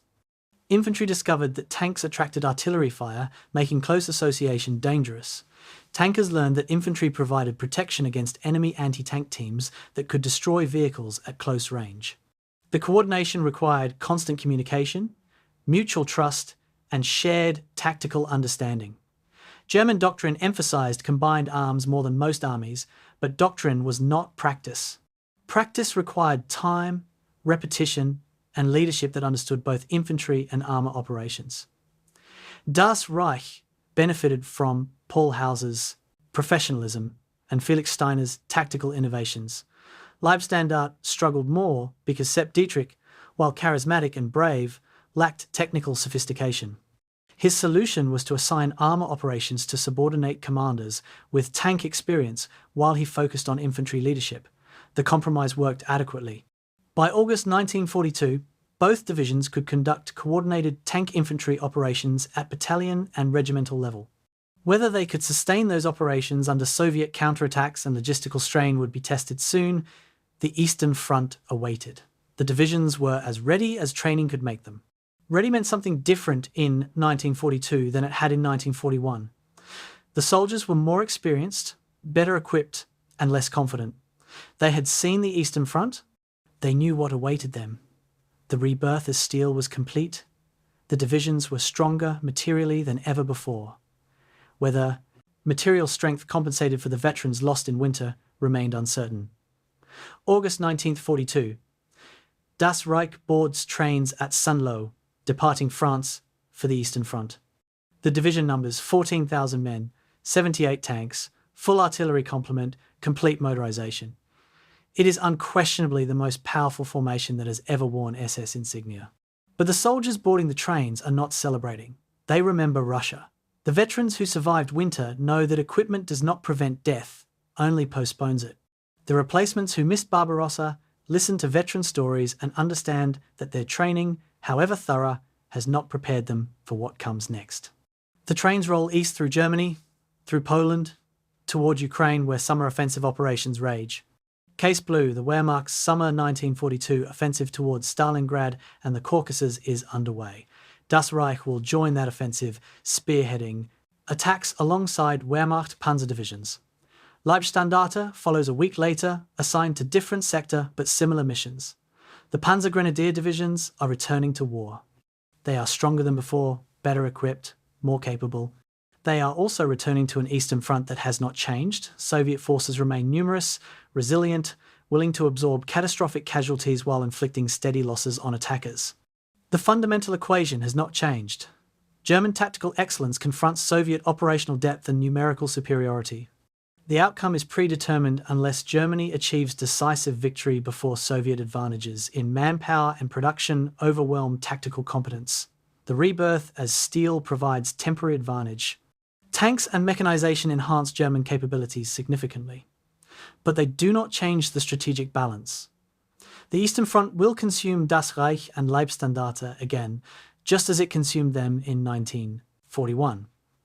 The consumption will be slower because the divisions are stronger, but it will be inexorable. The trains roll east. The soldiers look out windows at Polish countryside, seeing landscapes that will become graveyards. The rebirth is complete. The death that follows is inevitable. The Waffen-SS divisions are reborn as steel. Steel is stronger than flesh. But steel, like flesh, can be broken. The Eastern Front breaks everything eventually. June 28th, 1942, 04:30 hours. Das Reich Division advances across the Don River as part of Operation Blue, the Wehrmacht's summer offensive towards Stalingrad and the Caucasus oil fields. The crossing is unopposed. Soviet forces withdrew during the night, continuing the strategic retreat that has characterized the campaign's opening weeks. Paul Hauser's tanks roll across engineer-constructed bridges, while infantry follows in trucks and half-tracks. By noon, the division has penetrated 30 kilometers beyond the river, encountering only scattered resistance. The advance continues through late June and July, covering 300 kilometers in 6 weeks with casualties under 1,200, dramatically lower than Barbarossa's first 6 weeks, when similar advances cost 5 times as many casualties. The difference is mechanization and Soviet strategy. Das Reich moves faster because tanks and trucks allow rapid exploitation. Soviet casualties are lower because Red Army commanders are trading space for time, refusing encirclement, preserving forces for eventual counteroffensive. Wehrmacht intelligence interprets the retreats as evidence of Soviet collapse. Hitler declares victory is at hand. The soldiers advancing across Ukrainian steppes are less certain. They remember Barbarossa's early successes, followed by winter catastrophe. The summer offensive is succeeding operationally while creating strategic vulnerabilities that will become apparent when Soviet counteroffensive comes. For now, in summer 1942, the advance continues. Das Reich and Leibstandarte demonstrate that Panzer Grenadier divisions can achieve operational results regular infantry cannot. The demonstration will be used to justify additional SS divisions and continued equipment priority. But the strategic calculation underlying the summer offensive is fundamentally flawed. The deeper German forces advance, the longer their supply lines become and the more vulnerable they are to Soviet counterstrokes. The summer offensive is sowing the seeds of winter catastrophe. Leibstandarte advanced through southern Ukraine toward the Don Bend, parallel to Das Reich but 200 kilometers to the south. Sepp Dietrich's division participated in the capture of Rostov on Don in late July, retaking the city Leibstandarte had captured and abandoned the previous winter. The second capture was easier than the first. Soviet forces defended briefly before withdrawing across the Don. Leibstandarte pursued, crossing the river and advancing toward the Caucasus foothills. The division covered over 400 kilometers from late June through August, demonstrating the mobility that mechanization provided. Wehrmacht infantry divisions that lacked trucks and tanks advanced much more slowly, unable to maintain pace with Panzer and Panzer Grenadier units. The operational tempo created gaps in German lines. Fast divisions advanced rapidly while slower divisions fell behind, creating flanks that Soviet forces might exploit. Wehrmacht commanders accepted the risk because rapid advance seemed to promise decisive victory. Capture the Caucasus oil fields, cut Soviet fuel supplies, and the Red Army would collapse from inability to fuel its tanks and aircraft. The strategy was logical but underestimated Soviet defensive depth and winter timing. The oil fields were 1,200 kilometers from German starting positions. Reaching them required sustaining offensive operations through autumn and into winter. The Wehrmacht had never successfully conducted winter operations in Russia. Attempting to do so 1,200 kilometers from supply bases was almost certainly impossible. But Hitler demanded it, and Wehrmacht commands obeyed. SS Division Viking's advance into the Caucasus reached furthest German penetration into Soviet territory. Felix Steiner's division crossed the Kuban River in August, advancing through mountain foothills toward Grozny's oil fields. The division reached within 50 kilometers of Grozny before Soviet resistance stiffened and supply shortages forced operational pause. Viking had advanced approximately 2,000 kilometers from the German border, an astonishing distance that represented both operational achievement and strategic overextension. The division was far from supply bases, operating in terrain that favored defenders, dependent on a single road for logistics. Soviet forces in the Caucasus were not collapsing, but instead fighting from prepared positions while gathering strength for counteroffensive. Viking's multinational composition complicated command in combat more intense than anything the foreign volunteers had experienced.